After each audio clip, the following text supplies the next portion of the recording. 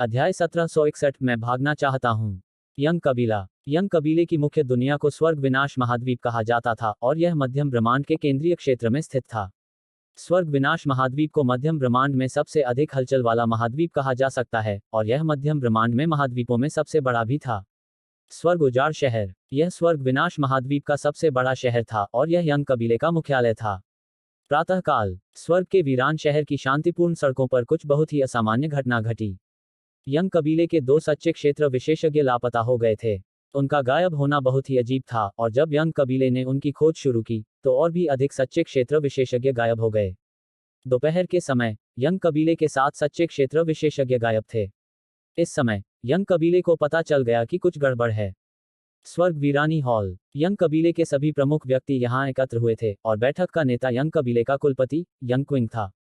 Young king ने पूछा, क्या तुमने उन्हें ढूंढ लिया है? काले वस्त्र पहने एक बूढ़े आदमी ने अपना सिर हिलाया। यंग क्विंग की आंखें थोड़ी सिकुड़ गईं। कोई हमारे यंग कबीले के खिलाफ काम कर रहा है। यहाँ सभी के चेहरे उदास हो गए। कोई उनके कबीले के खिलाफ काम कर रहा था। ऐसा करने की हिम्मत किसने की? यंग कबीले की ताकत स्पष्ट रूप से मध्यम ब्रह्मांड में सबसे मजबूत थी। बेशक तुलनात्मक रूप से रहस्यमय कू कबीले को बाहर रखा जाना था, लेकिन कू कबीले भी यंग कबीले पर हमला करने की हिम्मत नहीं कर सकते थे। जहां तक अन्य कुलों का प्रश्न है, वे यंग कुल से और भी अधिक भयभीत थे। अचानक काले वस्त्र पहने बूढ़े आदमी ने कहा, क्या यह यांग कबीला हो सकता है? यांग कबीला। उनके पास मौजूद एकमात्र संघर्ष उनके और यांग कबीले के बीच था। यांग ये और यांग लियांशुंग के चरित्र के आधार पर उनके द्वारा ऐसा कुछ करने की बहुत संभावना थी। खासकर यांग ये, वह व्यक्ति ऐसा था जो बिल्कुल भी किसी चीज से नहीं डरता था। हॉल में एक लंबे क्षण का मौन छा गया और फिर यंग किंग ने कहा, हमारे सभी सच्चे क्षेत्र के विशेषज्ञों से कहो कि वे स्वर्ग विनाश हॉल में वापस आ जाएं। इसके अलावा स्वर्ग विनाश संरचना को सक्रिय करें और पूरे महाद्वीप को सील कर दें। यंग किंग के आदेश देने के बाद यंग कबीले के सभी सच्चे क्षेत्र विशेषज्ञ स्वर्ग विनाश हॉल में वापस चले गए। उसी समय पूरा महाद्वीप प्रकाश की एक धुंधली पीली बाधा में ढका हुआ था। स्वर्ग उजाड़ शहर। शहर के एक सुदूर कोने में यांग लियांशुंग ने यांग ये को देखा। उन्होंने अपनी सेनाओं को एकत्रित कर लिया है, इसलिए अब उन पर हमला करना मुश्किल है। यांग ये ने जवाब दिया, चूंकि हम उन्हें मार नहीं सकते तो चलो आग लगा दें। यांग लियांशुंग हैरान था, आग? कैसे? यांग ये के होठों के कोनों पर एक मुस्कुराहट उभरी, मेरे साथ आओ। जैसे ही उसने बात की, वह एक प्रकाश की किरण में बदल गया जो जमीन के नीचे से निकल गई। यांग लियांशुंग ने बिना किसी हिचकिचाहट के उसका पीछा किया। वे बहुत तेज थे और उन्हें महाद्वीप के केंद्र, जो कि लावा की दुनिया थी, तक पहुंचने में ज्यादा समय नहीं लगा। यांग लियांशुंग ने उनके चारों ओर लावा पर नजर डाली और यांग ये को देखा, तुम क्या योजना बना रहे हो? यांग ये मुस्कुराया, तुम क्या सोचते हो? वह गंभीरता से बोली, तुम्हारा इरादा यह सब सतह पर उगल देने का है? यांग ये ने सिर हिलाया। उसने अपना सिर थोड़ा हिलाया, यह यंग कबीले के सच्चे क्षेत्र के विशेषज्ञों के लिए कोई ज्यादा खतरा नहीं होगा। लावा के विस्फोट की तो बात ही छोड़िए, यहाँ तक लावा में स्नान करना भी सच्चे दायरे के विशेषज्ञों के लिए कोई समस्या नहीं थी। यांग ये ने उत्तर दिया, यदि महाद्वीप का मूल भाग क्षतिग्रस्त हो जाए और जमीन के नीचे से लावा फूट पड़े तो यंग कबीला क्या करेगा? यांग लियांशुंग की आंखें चमक उठी। वे इससे निपटने के लिए अपनी सेना भेजेंगे। यांग ये ने सिर हिलाया, जब वे इकट्ठे होते हैं तो हम उन्हें मार नहीं सकते, लेकिन अगर वे अलग हो जाते हैं और हम एक साथ हमला करते हैं तो छठे चरण से नीचे कोई भी सच्चा क्षेत्र विशेषज्ञ हमें रोकने में सक्षम नहीं होगा। यांग लियांशुंग ने अचानक पूछा, क्या होगा अगर यंग कबीले का छठे चरण का सच्चा क्षेत्र विशेषज्ञ हमारे लिए आए? यांग ये ने एक पल सोचा और कहा, हमें डरने की क्या बात है? हमने पहले भी एक को मार दिया है। उसने उसे अंगूठा दिखाया, तुम एक सच्चे आदमी हो। यांग ये ने आसपास के माहौल पर नजर डाली और कहा, चलो काम पर लग जाएं। जैसे ही उसने बोलना समाप्त किया, उसने अपने हाथ में लकड़ी की तलवार को कसकर पकड़ लिया और फिर उसकी गहन ऊर्जा उसमें पागलों की तरह उमड़ पड़ी। ओह! कुछ ही देर बाद अचानक कान फाड़ देने वाली तलवार जैसी चीख गूंजी और फिर जमीन से आसमान में रोशनी की एक किरण चमकी। यह बहुत तेज थी और इसे जमीन से निकलकर बादलों में जाने में बस कुछ ही पल लगे। उस तलवार की ऊर्जा के आगमन के साथ ही जमीन में एक बड़ा सा छेद खुल गया और फिर उस दरार से लावा की एक अंतहीन धारा रिसने लगी। मात्र 10 सांसों के बाद प्रकाश की एक और किरण पहली किरण से 10,000 किलोमीटर दूर उभरी। ठीक इसी तरह जमीन में असंख्य बड़ी दरारें पड़ गईं और जमीन से लावा की असंख्य धाराएं बाहर निकल आईं। इस समय स्वर्ग विनाश हॉल में हर कोई हैरान था। स्वर्ग वीरानी हॉल में यंग कबीले के सभी विशेषज्ञों के चेहरे पर अजीब से भाव थे। जाहिर है उन्हें यांग ये से ऐसा करने की उम्मीद नहीं थी। वह हमें इस हॉल से बाहर जाने के लिए मजबूर कर रहा है। काले कपड़े पहने बूढ़े व्यक्ति ने गंभीरता से कहा, अगर हम लावा साफ करने के लिए चले जाते हैं तो हम ठीक वैसा ही करेंगे जैसा वह चाहता है, क्योंकि हम में से बहुत कम लोग उसके हमलों से खुद का बचाव करने में सक्षम हैं। लेकिन अगर हम वहां नहीं जाते हैं तो भले ही लावा हमारे महाद्वीप को नष्ट न करे, लेकिन यह हमारे महाद्वीप की नींव को नुकसान पहुंचाएगा। इसके अलावा अगर हम उसे नहीं रोकते हैं तो वह आदमी कुछ और बुरा कर सकता है। बाहर जाना है या नहीं, यह वह दुविधा थी जिसका सामना यंग कबीले के सभी विशेषज्ञ कर रहे थे। इस बार उन्होंने देखा कि यांग ये से निपटना बिल्कुल मुश्किल था। इससे पहले भले ही यांग ये की ताकत ने उन्हें चौंका दिया था, लेकिन उन्हें लगा कि चाहे वह कितना भी शक्तिशाली क्यों न हो, वह उनके कबीले से नहीं लड़ पाएगा, क्योंकि यांग ये के लिए अकेले 1 दर्जन से अधिक विशेषज्ञों से लड़ना असंभव था, है ना। लेकिन अब उन्होंने देखा कि अगर यांग ये ने उनसे सीधे लड़ने का विकल्प नहीं चुना और बेशर्मी से काम किया तो वे उसके खिलाफ पूरी तरह से असहाय थे। यांग ये डरावनी नहीं थी, लेकिन यांग ये का बेशर्म संस्करण बिल्कुल भयानक था। हॉल में थोड़ी देर के लिए सन्नाटा छा गया और फिर यंग किंग ने कहा, 10 लोग एक समूह में हैं, वहां जाएं और दरारों को बंद कर दें। अगर तुम मुझसे मुठभेड़ करते हो तो लड़ाई में मत उलझ जाना, तुम्हें बस अपना बचाव करना है और दूसरों को सूचित करना है। इससे हमारी मुख्य समस्या हल नहीं होगी। काले लबादे वाले बूढ़े आदमी ने गंभीरता से कहा, क्योंकि हम समय रहते दरारों को बंद नहीं कर सकते। यंग क्विंग ने सिर हिलाया, मुझे पता है, बस करो और बाकी मुझ पर छोड़ दो। काले वस्त्र पहने बूढ़े व्यक्ति ने यंग क्विंग की ओर देखा और सिर हिलाया, और फिर वह मुड़ा और यंग कबीले के अन्य विशेषज्ञों के साथ वहीं गायब हो गया। स्वर्ग वीरानी शहर का एक खास कोना। यांग यी के होठों के कोनों पर एक मुस्कुराहट उभर आई जब उसने उन शक्तिशाली आभाओं को देखा जो स्वर्ग विनाश हॉल के भीतर से हवा में उछल रही थी। वे चले गए हैं, यांग लियांशुंग ने कहा, लेकिन उन्होंने 10 के समूह बनाए हैं। हम कुछ ही समय में 10 सच्चे दायरे के विशेषज्ञों को नहीं मार सकते। यांग ये मुस्कुराया, हमें उन्हें क्यों मारना है। वह यांग ये की ओर देखने लगी, तो फिर तुम क्या करना चाहते हो। यांग ये ने अपने पैर से जमीन पर थपथपाया और कहा, मुझे बताओ, क्या पूरा मध्यम ब्रह्मांड सदमे में होगा यदि स्वर्गीय विनाश शहर नष्ट हो जाए। यांग लियांशुंग ने यांग ये को बहुत देर तक देखा, फिर उसने जवाब दिया, मुझे तुमसे थोड़ा डर लगने लगा है। यांग ये हैरान था, तुम्हारा क्या मतलब है। उसने जवाब दिया, एक मजबूत व्यक्ति बहुत डरावना नहीं होता, लेकिन एक मजबूत व्यक्ति जो बेशर्म भी हो वह डरावना होता है। न केवल बेशर्म बल्कि घृणित भी। जहां से मैं आती हूं वहां एक कहावत है, गैंगस्टर डरावने नहीं होते, लेकिन पढ़े लिखे गैंगस्टर डरावने होते हैं। मुझे लगता है कि तुम भी ऐसे ही व्यक्ति हो। यांग ये का चेहरा पूरी तरह से काला पड़ गया था, मुझे नहीं पता था कि आप लोगों का अपमान करने में इतने अच्छे हैं। वह मुस्कुराई, चलो समय बर्बाद करना बंद करो, बताओ तुम क्या करने की योजना बना रहे हो। यांग ये ने आसपास के माहौल पर नजर डाली, मेरे साथ आओ। दोनों मौके पर ही गायब हो गए। 3 सांसों के बाद, ओह, स्वर्ग विनाश शहर के ऊपर हवा में तलवार की चीख गूंजी, और फिर तलवार की ऊर्जा की एक किरण आसमान से नीचे आई और शहर में प्रवेश कर गई। धमाका, शहर में एक जोरदार धमाका हुआ और फिर शहर 2 टुकड़ों में कट गया। हालांकि यह इसका अंत नहीं था। तलवार की ऊर्जा की एक और किरण शहर में प्रवेश कर गई और फिर शहर तुरंत 4 टुकड़ों में कट गया। पूरा शहर शोरगुल से भर गया। कोई यंग कबीले पर हमला कर रहा था। यही बात उन सब के मन में आई। लेकिन ऐसा करने की हिम्मत कौन करेगा। यांग ये नहीं रुका। तलवार की ऊर्जा की 2 और किरणें शहर में घुस गईं। एक पल में शहर कई टुकड़ों में कट गया। यंग कबीले के विशेषज्ञ जो शहर छोड़कर चले गए थे, वे फिर से शहर की ओर भागे। हालांकि शहर के भीतर के लोग शहर से भाग रहे थे। अतः स्वर्ग वीरानी शहर अराजकता में था। शहर के बाहर एक कोने में यांग ये शहर की दीवारों के खंडहरों को देख रहा था, और कोई नहीं जानता था कि वह क्या सोच रहा था। अचानक यांग लियांशुंग ने कहा, हमें पीछे हटना होगा। यांग ये ने सिर हिलाया और फिर उसकी तलवार फिर से चली। एक पल में शहर की दीवार पर कुछ शब्द दिखाई दिए, अगर हिम्मत है तो इसे फिर से बनाओ, मैं कल वापस आऊंगा। जैसे ही उसने वह संदेश छोड़ा, यांग ये के मुंह के कोनों पर एक मुस्कुराहट उभर आई, चलो चलें। वह यांग लियांशुंग के साथ आकाश में उड़ गया। उन्हें स्वर्ग विनाश संरचना के सामने पहुंचने में ज्यादा समय नहीं लगा। यांग लियांशुंग ने संरचना को देखा और फिर उसने यांग ये को देखा, क्या तुम आओगे या मैं आऊं। यांग ये ने जवाब दिया, अब समय आ गया है कि आप अपनी शक्ति का प्रदर्शन करें। उसने सिर हिलाया और फिर उसका दाहिना हाथ अचानक काले पंजे में बदल गया। उसके बाद उसने उसे संरचना के खिलाफ पटक दिया। धमाका, पूरी संरचना हिंसक रूप से हिल गई और फिर प्रकाश की बाधा उस स्थान पर टूट गई जहां उसका पंजा लगा था। उसने अपना हाथ खींच लिया और यांग ये को देखा, चलो चलें। यांग ये ने सिर हिलाया। वह बोलने ही वाला था कि दोनों के चेहरे के भाव बदल गए। कुछ देर की खामोशी छा गई और फिर यांग लियांशुंग ने धीरे से कहा, जैसा कि मैंने सोचा था, ताकत दिखाने के पीछे भागने से काम नहीं चलता। जैसे ही उसने बोलना समाप्त किया, एक सफेद बालों वाला बूढ़ा आदमी और एक अधेड़ उम्र का आदमी उनके पास ही दिखाई दिए। अधेड़ उम्र का वह आदमी यंग कबीले का मुखिया यंग किंग था। बेशक वह मुख्य बात नहीं थी। मुख्य बात तो सफेद बालों वाला बूढ़ा आदमी था, क्योंकि वह सफेद बालों वाला बूढ़ा आदमी छठे चरण का सच्चा क्षेत्र विशेषज्ञ था। इस बीच यांग लियांशुंग ने यांग ये की ओर देखा, क्या आपके पास कोई योजना है? यांग ये ने सिर हिलाया, हाँ। यांग लियांशुंग ने जल्दी से पूछा, यह क्या है? यांग ये ने जवाब दिया, मैं भागना चाहता हूँ। यांग लियांशुंग अवाक रह गया।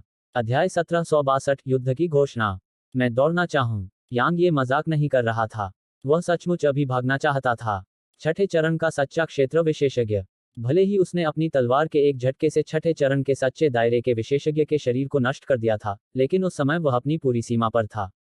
फिर भी अब उसने अपने सभी तुरुप के पत्ते इस्तेमाल करने की हिम्मत नहीं की, क्योंकि यह यंग कबीले का क्षेत्र था। उस छठे चरण के सच्चे दायरे के विशेषज्ञ के अलावा कई अन्य सच्चे दायरे के विशेषज्ञ भी थे। इसके अलावा यदि उन्होंने उसके सभी तुरुप के पत्ते खोल देने के बाद भी उसके खिलाफ सीधे लड़ने से इनकार कर दिया, तो वह उनके खिलाफ भी असहाय हो जाएगा। सीधे शब्दों में कहें तो अपने सभी तुरुप के पत्ते इस्तेमाल करने के बाद भी उसे इस छठे चरण के सच्चे दायरे के विशेषज्ञ को मारने का भरोसा नहीं था। इसके अलावा वह यंग कबीले के इलाके में था, इसलिए यह स्पष्ट था कि एक बार जब वह थक जाएगा तो क्या होगा? भाग जाना। उसे भागना पड़ा। हालांकि इस समय भागना स्पष्ट रूप से काफी कठिन था।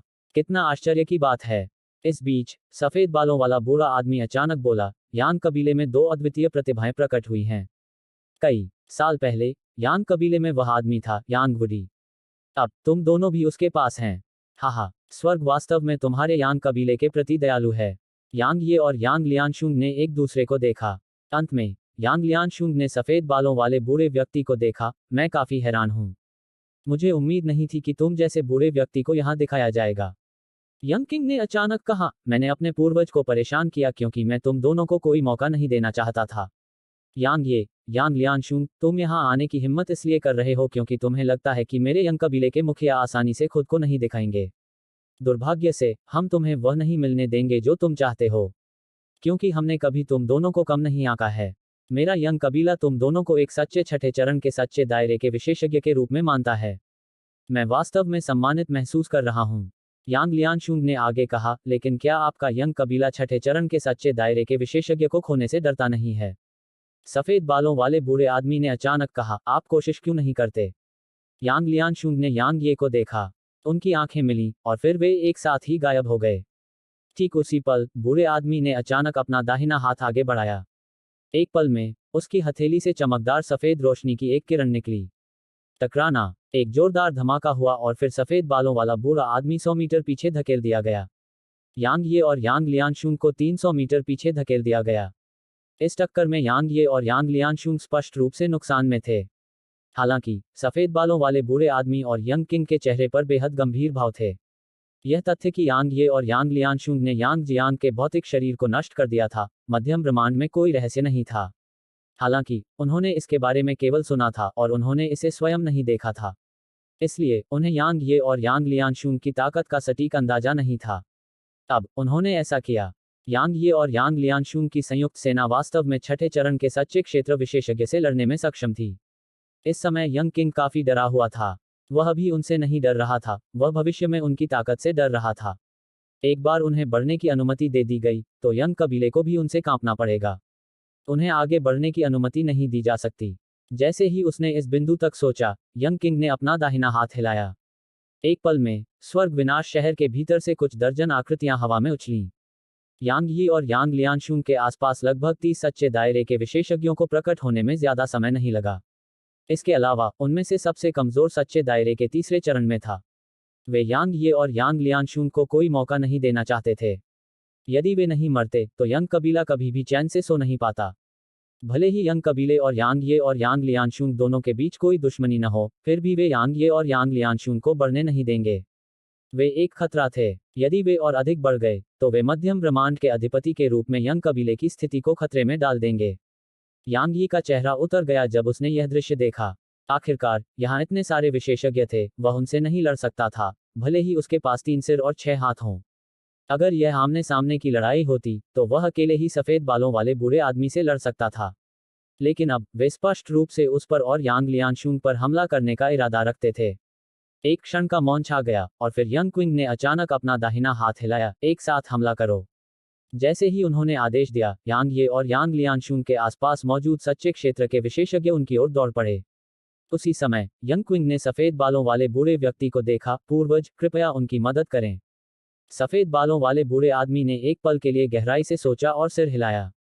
वह हमला करने ही वाला था कि यांग लियांशुंग ने अचानक एक कदम आगे बढ़ाया, और फिर एक बहुत ही भयानक आभा उसके अंदर से निकली। उसके बाद आकाश को ढकने वाले दो विशाल पंख उसके पीछे दिखाई दिए। काले फीनिक्स के पंख। यांग लियांशुंग ने अपनी सांस बर्बाद नहीं की। उसने अपने दाहिने हाथ से यांग ये के कंधे को पकड़ लिया, और फिर उसके पंख फड़फड़ाने लगे। उसके चारों ओर एक विशाल क्षेत्र में जगह तुरंत विकृत और कांप उठी, और फिर वे दोनों मौके पर ही गायब हो गए। तुम कहीं नहीं जा रहे हो। सफेद बालों वाले बूढ़े आदमी की आवाज गूंजी, और फिर अचानक एक बड़ा ताड़ का पेड़ हवा में उछला और ऊपर तारों वाले आकाश में उन पर पंजे मारने लगा। ओह! अचानक एक कान फाड़ देने वाली तलवार जैसी चीख गूंजी, और फिर पूरा आकाश हिंसक रूप से कांप उठा, तथा विशाल ताड़ का पेड़ टूटकर बिखर गया। आसपास का माहौल एक बार फिर शांत होने में ज्यादा समय नहीं लगा। हालांकि सफेद बालों वाले बूढ़े आदमी के चेहरे पर बेहद भद्दा भाव था। वे भाग निकले। यांग ये और यांग लियांशुंग वास्तव में उसकी आंखों के सामने से भाग निकले थे। सफेद बालों वाला बूढ़ा आदमी अकेला ऐसा नहीं था जिसके चेहरे पर बदसूरत भाव थे। यंग कबीले के दूसरे विशेषज्ञों के चेहरे पर भी बेहद बदसूरत भाव थे। जाहिर है, एक बार जब यह बात फैल गई, तो यंग कबीले की प्रतिष्ठा को बहुत बड़ा झटका लगा। यह मुख्य बात भी नहीं थी। मुख्य बात यह थी कि उन्होंने देखा था कि यांग कबीले के वे दो प्रतिभाशाली लोग कितने भयानक थे। वर्तमान में उनमें से एक सच्चे दायरे में था, जबकि दूसरा जीनित दायरे में था। एक बार जब वे बड़े हो गए, तो कोई केवल कल्पना कर सकता था कि वे कितने भयानक हो जाएंगे। चारों ओर लंबे समय तक सन्नाटा छाया रहा, और फिर सफेद बालों वाले बूढ़े व्यक्ति ने अचानक कहा, ली कबीले, वान कबीले, लू कबीले और किन कबीले के कुलपिताओं को स्वर्ग के वीरान शहर में आमंत्रित करें। उन्हें बताएं कि मेरे यंग कबीले को उनसे कुछ चर्चा करनी है। यंग क्विंग ने सिर हिलाया, और फिर वह वहीं गायब हो गया। सफेद बालों वाला बूढ़ा आदमी असीम तारों वाले आसमान की ओर देखता रहा। वह काफी देर तक चुप रहा, और फिर धीरे से बोला, हर पीढ़ी में असाधारण लोग होते हैं।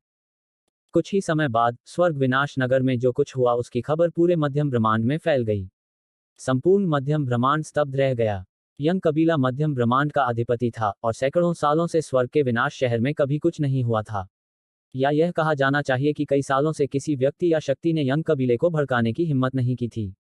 फिर भी अब यांग ये और यांग लियांशुंग स्वर्ग विनाश शहर में चले गए थे, और उन्होंने न केवल यंग कबीले के कुछ सच्चे क्षेत्र विशेषज्ञों को मार डाला था, बल्कि उन्होंने शहर को भी नष्ट कर दिया था। खास तौर पर यांग ये द्वारा छोड़े गए शब्द, अगर हिम्मत है तो इसे फिर से बनाओ। मैं कल फिर आऊंगा। यह यंग कबीले का सीधा अपमान था। यंग कबीले की प्रतिष्ठा बहुत गिर गई थी, तथा यांग ये और यांग लियांशुंग दोनों की प्रतिष्ठा आसमान छू गई थी। इस समय मिल्की वे रैंकिंग पर वे प्रतिभाशाली लोग यांग ये और यांग लियांशुंग के सामने कुछ भी नहीं थे। इसके अलावा हेवन डेसोलेशन सिटी में हुई घटना के कारण अन्य कबीले शांत हो गए थे। उनमें से किसी ने भी यांग कबीले की दुनिया पर अपना कब्जा जारी नहीं रखा। जाहिर है, यांग ये और यांग लियांशुंग ने उन पर बहुत ज्यादा दबाव डाला। अंतरिक्ष के एक मौत जैसे शांत विस्तार में एक काली रोशनी की किरण चमकी, और फिर वहां दो व्यक्ति प्रकट हुए। यह यांग ये और यांग लियांशुंग थे। यांग ये ने यांग लियांशुंग को देखा और पूछा, क्या आप ठीक हैं? यांग लियांशुंग असामान्य रूप से पीला था। उसने अपना सिर थोड़ा हिलाया, यह कोई बड़ी समस्या नहीं है। मेरी गति मेरे शरीर की सीमा से ज्यादा थी, इसलिए मुझे थोड़ा असहज महसूस हो रहा है। सौभाग्य से उसने हमारा पीछा नहीं किया, वरना मैं ज्यादा देर तक टिक नहीं पाती। यांग ये ने कहा, आप सचमुच बहुत तेज हैं। यांग लियांशुंग की गति अभी अभी उसकी अपनी गति से आगे निकल गई थी, और वह उससे बहुत बड़े अंतर से आगे निकल गई थी। यांग लियांशुंग ने अपना सिर हिलाया, मेरी वह गति मेरी अपनी नहीं है। मैंने ऐसी गति प्राप्त करने के लिए अमर काले फीनिक्स की ऊर्जा पर भरोसा किया। लेकिन आपकी गति आपकी अपनी असली गति है। उनके बीच का अंतर बहुत बड़ा है। यांग ये ने यांग लियांशुंग को देखा, अमर काला फीनिक्स, क्या वह आपके भीतर है? वह एक क्षण के लिए चुप हो गई और अपना सिर हिलाया, यह मर चुका है। मृत। यांग यी की आंखों में आश्चर्य की एक झलक उभरी, क्योंकि उसने हमेशा सोचा था कि यह उसके अंदर है। उसने सिर हिलाया, जब मैं उससे मिली तो वह मौत के कगार पर थी। क्योंकि मैंने उसके साथ एक सौदा किया था, इसलिए उसने स्वेच्छा से मुझे अपनी ऊर्जा को अवशोषित करने की अनुमति दी। तो यही कारण है। यांग ये ने सिर हिलाया। वह बोलने ही वाला था कि अचानक उसने पूछा, क्या तुमने सच्चा क्षेत्र प्राप्त कर लिया है? यांग ये दंग रह गया और पूछा, तुम्हें कैसे पता चला? दरअसल जब वह बंद दरवाजे की साधना से बाहर आया तो उसने सच्चा क्षेत्र प्राप्त कर लिया था। हालांकि उसने अपनी साधना को छुपाया था। जब वह जैनित क्षेत्र में होता है तो वे कबीले उसके साथ जैनित क्षेत्र के विशेषज्ञ की तरह व्यवहार करते हैं, लेकिन अगर वह सच्चे क्षेत्र में होता तो यह स्पष्ट था कि वे कबीले उससे निपटने के लिए और भी अधिक चौंकाने वाले विशेषज्ञों की एक श्रृंखला भेजेंगे। सीधे शब्दों में कहें तो वह अपने दुश्मनों को कुचलने के लिए कमजोरी का नाटक कर रहा था। यांग लियांशुंग ने उत्तर दिया, यह सिर्फ एक एहसास है। भले ही आपने अपनी साधना को छुपाया हो, लेकिन आप अलग महसूस करते हैं। खास तौर पर तब जब आपने यंग कबीले के छठे चरण के सच्चे क्षेत्र के विशेषज्ञ से लड़ाई की थी। आपने इसे आसानी से पूरा कर लिया। इसलिए मैंने अनुमान लगाया कि आपने सच्चे क्षेत्र को प्राप्त कर लिया है। यांग ये मुस्कुराया, मैं अभी भी छठे चरण के सच्चे दायरे के विशेषज्ञ को नहीं हरा सकता। वह विनम्र नहीं था। अगर वह एक निष्पक्ष लड़ाई में छठे चरण के सच्चे दायरे के विशेषज्ञ से लड़ता तो उसे यकीन नहीं था कि वह ऐसे विशेषज्ञ को हरा सकता है। आखिरकार वह सिर्फ एक हमले से यांग जियान के शरीर को नष्ट करने में इसलिए सक्षम था क्योंकि उसने यांग लियांशुंग के साथ मिलकर यांग जियान को बुरी तरह घायल कर दिया था। यह कहा जा सकता है कि यांग जियान को यांग ये के हमले का सामना करते समय गंभीर चोटें आईं। इसलिए यह सिर्फ उनकी उपलब्धि नहीं थी, क्योंकि यांग लियांशुंग ने भी इसमें योगदान दिया था।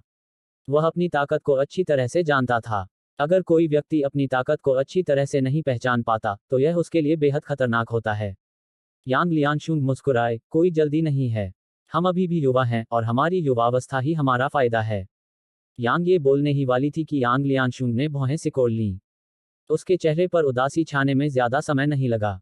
यांग ये ने पूछा, क्या गलत है? उसने उसे देखा और जवाब दिया, यंग कबीले, ली कबीले, वान कबीले, लू कबीले और किन कबीले ने हमारे खिलाफ युद्ध की घोषणा की है। यांग ये ने थोड़ा सिर हिलाया, यह बहुत सामान्य है।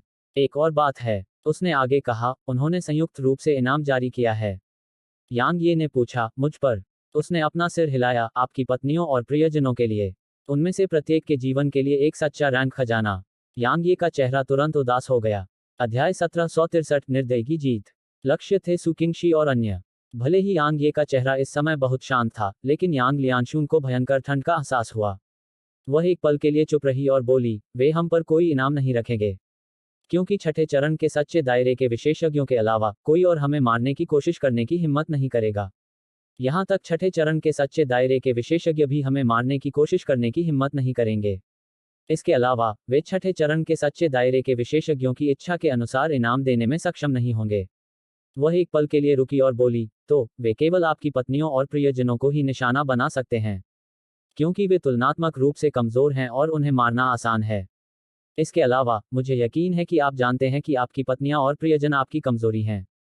आपके साथ परेशानी की तलाश करने के बजाय उन्हें निशाना बनाना आसान है, क्योंकि अगर वे आपकी पत्नियों और प्रियजनों को निशाना बनाते हैं तो उनके पास पहल होगी, लेकिन अगर वे आपको निशाना बनाने की कोशिश करते हैं तो वे आपको ढूंढ भी नहीं पाएंगे। यांग ये स्वाभाविक रूप से यह सब समझ गई। भले ही पांचों कुलों का इनाम सुकिंगशी और अन्य पर था, लेकिन अंतिम लक्ष्य अभी भी वही था। हालांकि यह एक घुमावदार तरीके से था। आखिरकार उस पर इनाम रखना स्पष्ट रूप से पूरी तरह से व्यर्थ था। उसकी वर्तमान प्रतिष्ठा के आधार पर कोई भी उसे मारने की कोशिश नहीं करेगा, भले ही वे पुरस्कारों को 10 से गुना कर दें। क्या मजाक है? केवल कोई बिल्कुल मूर्ख ही यांग यी को मारने की कोशिश करेगा, जबकि पुरस्कार बहुत बढ़िया थे, जीवित रहना बेहतर था। हालांकि सुकिंगशी और अन्य लोग अलग थे, क्योंकि वे बहुत कमजोर थे और उन्हें मारना आसान था। सबसे महत्वपूर्ण बात यह है कि ऐसा करने से यांग ये को व्यस्त रखा जा सकेगा और यांग ये को उन पर हमला करने से रोका जा सकेगा। इस बीच यांग लियांशुंग ने कहा, इनाम सिर्फ आपकी पत्नियों और प्रियजनों पर ही नहीं है, यह हमारे कबीले के कुछ मुख्य लोगों पर भी है। हमारे कबीले के सभी सच्चे दायरे के विशेषज्ञ इसमें शामिल हैं। वे उनमें से किसी एक को मारने के लिए पर्याप्त इनाम दे रहे हैं। यांग ये ने पूछा, वे एक सेना का गठन करके हम पर हमला क्यों नहीं कर रहे हैं? वे ऐसा करेंगे, यांग लियांशुंग ने उदासीनता से कहा, लेकिन अभी समय नहीं आया है। इसके कई कारण हैं। इसका मुख्य कारण यह है कि वे अभी तक एक दूसरे पर सच्चा भरोसा नहीं कर पाए हैं। वे सभी पीठ में छुरा घोंपने से डरते हैं। इसके अलावा कु कबीला, वू कबीला और एक ऐसी जगह है जिससे सभी कबीले डरते हैं। यांग ये ने पूछा, कौन सी जगह? क्षण पर्वत। यांग लियांशुंग ने गंभीरता से कहा, यह बहुत रहस्यमय है। वे अपनी शक्ति का बहुत अधिक उपयोग करने या बड़े पैमाने पर युद्ध में शामिल होने की हिम्मत नहीं करते हैं, बिना यह पता लगाए कि वहां का अस्तित्व क्या योजना बना रहा है। हर कोई डरता है कि कोई और स्थिति का फायदा उठा सकता है। यांग ये ने कहा, लेकिन वे देर सवेर स्वर्ग शून्य महाद्वीप पर हमला करेंगे, है ना? यांग लियांशुंग ने सिर हिलाया, तो हमारे पास ज्यादा समय नहीं बचा है। इसके अलावा हमारी ताकत 5 कुलों की संयुक्त सेना से लड़ने के लिए पर्याप्त नहीं है, इसलिए हमें मदद लेनी चाहिए। यांग ये ने अपना सिर हिलाया, यह बहुत यथार्थवादी नहीं है। मदद के लिए उनके पास कोई और नहीं बल्कि वू कबीले और कु कबीले थे। लेकिन क्या वू कबीले और कु कबीले उनकी मदद करेंगे? यह स्पष्ट रूप से असंभव था। वास्तव में यह असंभव ही नहीं बल्कि असंभव था। इसलिए दोनों चुप हो गए। काफी समय बीतने के बाद यांग ये ने अचानक कहा, मेरे पास एक बहुत ही बढ़िया विचार है। उसने उसकी ओर देखा, मुझे सुनाओ। यांग ये ने उत्तर दिया, चलो स्वर्ग शून्य महाद्वीप को त्याग दें। वह भौचक्की होकर बोली, क्या मतलब है तुम्हारा? यांग ये ने गंभीरता से कहा, स्वर्ग शून्य महाद्वीप हमारा आधार शिविर है, लेकिन यह हमारे लिए एक बंधन भी है। क्योंकि हम चाहे जो भी करें, हम अंत में स्वर्ग शून्य महाद्वीप में ही लौटेंगे। हालांकि एक बार जब हम इसे छोड़ देंगे तो हम किसी बंधन में नहीं रहेंगे। उस समय हम छाया में होंगे। एक बार जब हम छाया में होंगे तो मेरा मानना कि यंग कबीले और अन्य कबीले अच्छी तरह से सो नहीं पाएंगे। यांग लियांशुंग चुप हो गया। यांग ये ने जो कहा वह बिल्कुल सही था। एक बार जब वे स्वर्ग शून्य महाद्वीप को छोड़ देते हैं तो यांग कबीले के सभी विशेषज्ञ और यहाँ तक वे दोनों भी छाया में छिप जाएंगे। खासकर यांग ये और वह दोनों। अगर वे 5 कुलों के विशेषज्ञों की हत्या करना शुरू कर देते हैं तो यंग कबीला भी अच्छी तरह से सो नहीं पाएगा। हालांकि स्वर्ग शून्य महाद्वीप यांग कबीले में सभी का घर था, इसलिए इसे छोड़ना। इस बीच यांग ये ने कहा, हम स्वर्ग शून्य महाद्वीप की रक्षा नहीं कर पाएंगे। अगर हम कर भी लें तो भी यह संभवतः गंभीर रूप से क्षतिग्रस्त हो जाएगा। न केवल महाद्वीप को गंभीर रूप से नुकसान होगा, हमारे यांग कबीले को भी गंभीर नुकसान उठाना पड़ेगा। तो क्या महाद्वीप को छोड़ देना ही बेहतर नहीं है? यांग लियांशुंग ने गंभीरता से कहा, गुरिल्ला युद्ध। यांग ये हैरान थी, गुरिल्ला युद्ध? उसने उसकी ओर देखा और समझाया, एक ऐसी रणनीति जो एक बहुत ही शक्तिशाली व्यक्ति ने इजाद की थी। सीधे टकराव से बचें और बस टक्कर मारकर भाग जाएं। यांग ये ने सिर हिलाया, यही तो मैं सोच रहा था। तो तुम क्या सोचते हो? यांग लियांशुंग ने अपना सिर हिलाया, नहीं। यांग ये हैरान था, क्यों? उसने जवाब दिया, सबसे पहले हम स्वर्ग शून्य महाद्वीप से सभी को बिना किसी की जानकारी के बाहर नहीं निकाल सकते, और अगर हम कोशिश भी करते हैं तो हम केवल सच्चे दायरे और ज़ेनिथ दायरे के विशेषज्ञों को ही अपने साथ ले जा पाएंगे। जरा सोचिए, अगर हम उन विशेषज्ञों को अपने साथ ले भी गए तो दूसरे लोग क्या करेंगे? यंग कबीला और दूसरे कबीले हम में से किसी को भी नहीं छोड़ेंगे। एक बार जब वे हमें नहीं ढूंढ पाएंगे तो वे हमारे कबीले के आम लोगों पर अपने ब्लेड से हमला करेंगे या उन लोगों का इस्तेमाल करके हमें खुद को दिखाने के लिए मजबूर करेंगे। वह एक पल के लिए रुकी और बोली, शक्ति के उच्चतम स्तर पर विशेषज्ञों के अलावा निचले स्तर पर लोग भी एक कबीले के लिए महत्वपूर्ण हैं, क्योंकि वे नींव हैं। अगर हम उन्हें छोड़ देते हैं तो यह हमारी नींव को नष्ट करने के बराबर है। यांग ये ने पूछा, क्या आपके पास कोई अन्य विचार है? उसने अपना सिर थोड़ा हिलाया, अभी नहीं। चारों ओर फिर से सन्नाटा छा गया। थोड़ी देर बाद यांग ये ने कहा, मेरे पास एक और चरम विचार है। उसने उसकी ओर देखा, ये सब अतिवादी विचार क्यों हैं? यांग ये ने उदासीनता से कहा, इसमें कोई मदद नहीं हो सकती। हमारी वर्तमान स्थिति में केवल अतिवादी विचार ही काम करते हैं। यांग लियांशुंग ने कहा, मुझे इसके बारे में बताओ। यांग ये ने सिर हिलाया। उसने आसपास के माहौल पर नजर डाली और समझाना शुरू किया। लगभग 15 मिनट बीतने के बाद यांग लियांशुंग ने गंभीरता से कहा, आप प्रतिस्पर्धा करने और यह देखने की कोशिश कर रहे हैं कि कौन अधिक निर्दयी है? यांग ये ने सिर हिलाया, हाँ, मैं हूँ। निर्दयी जीतता है। अगर वे ज्यादा निर्दयी हैं तो वे जीतते हैं, अगर हम ज्यादा निर्दयी हैं तो हम जीतते हैं। यांग लियांशुंग बहुत देर तक चुप रहा। ठीक है, यांग ये ने कहा, तो फिर यह तय हो गया। यांग लियांशुंग ने थोड़ा सिर हिलाया। वह कुछ कहने ही वाली थी कि यांग ये और उसके हाव भाव थोड़े बदल गए। एक क्षण बाद उन्होंने बाईं ओर देखा। वहां का स्थान कांप उठा और फिर एक बैंगनी वस्त्र पहने बूढ़ा व्यक्ति उनके सामने प्रकट हुआ। यांग यी की आंखों में आश्चर्य की एक झलक दिखाई दी क्योंकि उसने बूढ़े आदमी को पहचान लिया था। यह स्वॉर्ड इमोर्टल सिटी का बूढ़ा आदमी था। बूढ़े आदमी ने उनकी ओर देखा और फिर उसकी नजर यांग ये पर रुक गई। युवा मास्टर यांग, मेरी युवा मिस आपकी उपस्थिति का अनुरोध करती है। उसकी जवान लड़की। यांग ये ने भौहें सिकोड़ते हुए कहा, वह क्या चाहती है? बूढ़े आदमी ने जवाब दिया, एक बार उससे मिलोगे तो तुम्हें पता चल जाएगा। यांग ये ने एक पल सोचा और यांग लियांशुंग को देखा, पहले तुम वापस जाओ, मैं स्वॉर्ड इमोर्टल सिटी जाऊंगा। यांग लियांशुंग ने बूढ़े आदमी की ओर देखा, यह खतरनाक नहीं है ना? बूढ़ा आदमी फूट फूट कर हंसा, युवा मिस लियांशुंग, आप मजाक कर रही होंगी। यंग मास्टर यांग की वर्तमान ताकत के आधार पर छठे चरण के सच्चे दायरे के विशेषज्ञ भी उसे नहीं मार पाएंगे। यांग लियांशुंग ने यांग ये की ओर देखा, सावधान रहें। जैसे ही उसने बोलना समाप्त किया, वह वहीं गायब हो गई। यांग ये ने बूढ़े आदमी की ओर देखा, चलो चलें। बूढ़े आदमी ने हल्का सा सिर हिलाया और फिर वह प्रकाश की एक किरण में बदल गया जो उसी समय गायब हो गई। 2 घंटे बाद यांग ये और बूढ़ा आदमी तलवार अमर शहर पहुंचे। ग्रैंड इम्मोर्टल पवेलियन, 4थी मंजिल। रहस्यमयी महिला ने पर्दे के पीछे से मुस्कराते हुए कहा, बहुत दिनों बाद मिले। युवा मास्टर यांग, आप फिर से मजबूत हो गए हैं। यांग ये ने जवाब दिया, अगर आपको कुछ कहना है तो खुलकर बताइए। मैं थोड़ा व्यस्त हूँ। वह एक क्षण के लिए चुप हो गई और फिर बोली, मुझे याद है कि तुम पर मुझ पर एक एहसान है ना? यांग ये के मुंह के कोने फड़क उठे, वह एहसान? रहस्यमयी महिला ने कहा, मुझे आपकी एक मदद चाहिए। यांग ये एक पल के लिए चुप हो गया और बोला, यह क्या है? रहस्यमयी महिला ने बताया, मैं कहीं जाना चाहती हूँ, लेकिन यह थोड़ा खतरनाक है। इसलिए मैं चाहती हूँ कि कोई मेरे साथ चले।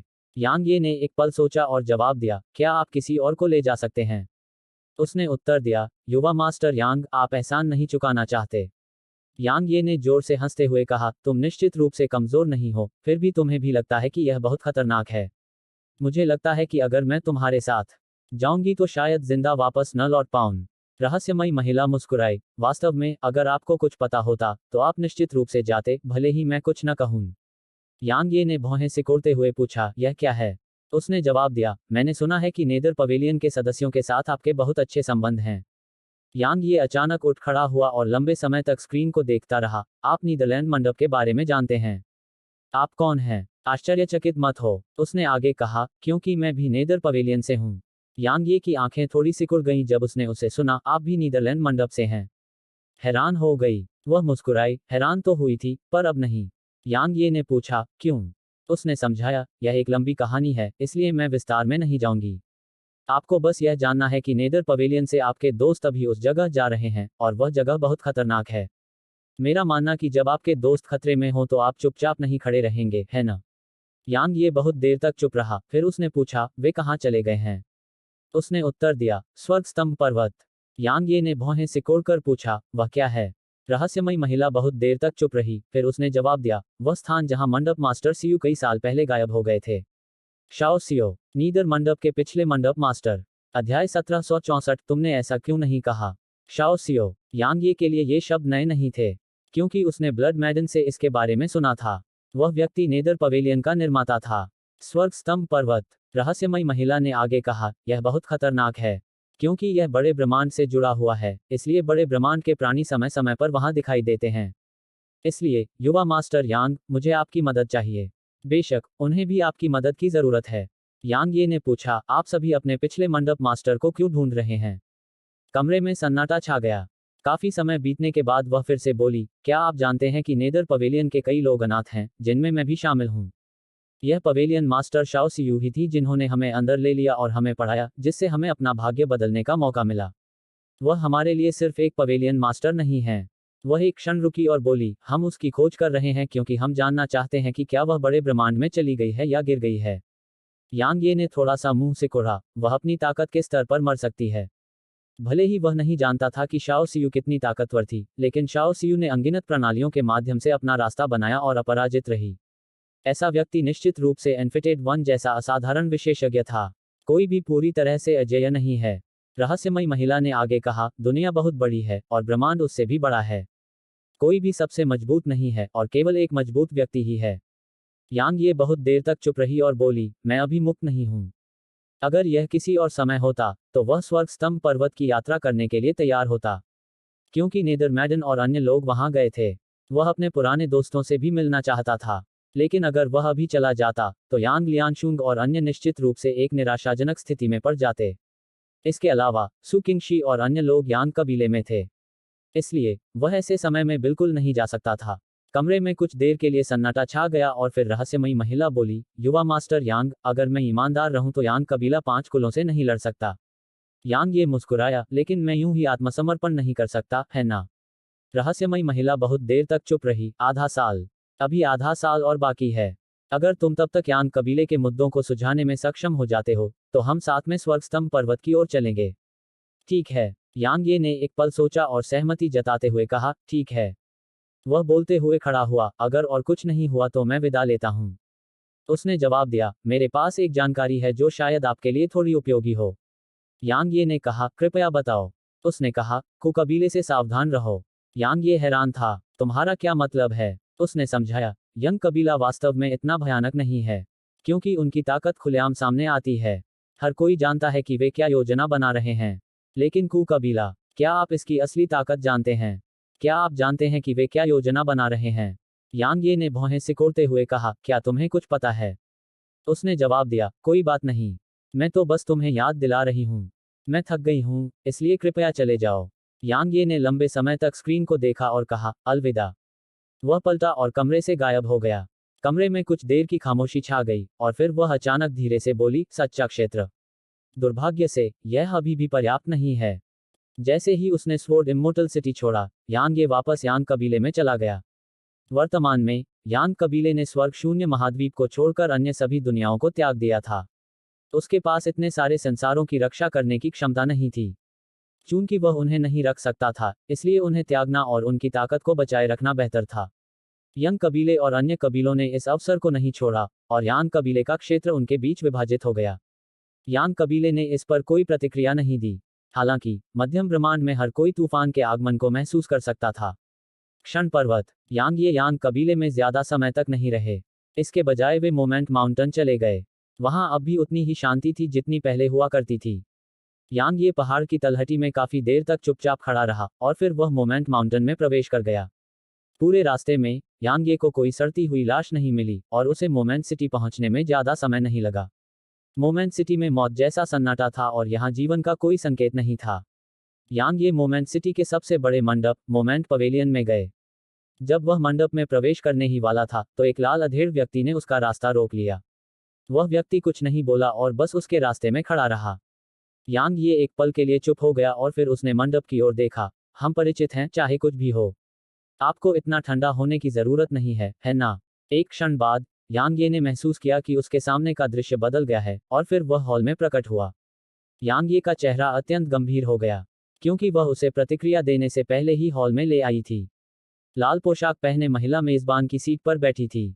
यांग ये ने उसे देखा और एक शानदार मुस्कान प्रकट की। हाय, बहुत समय हो गया मिलते हुए। वह उसकी ओर देखती रही और चुप रही। यांग ये को शर्मिंदगी महसूस नहीं हुई।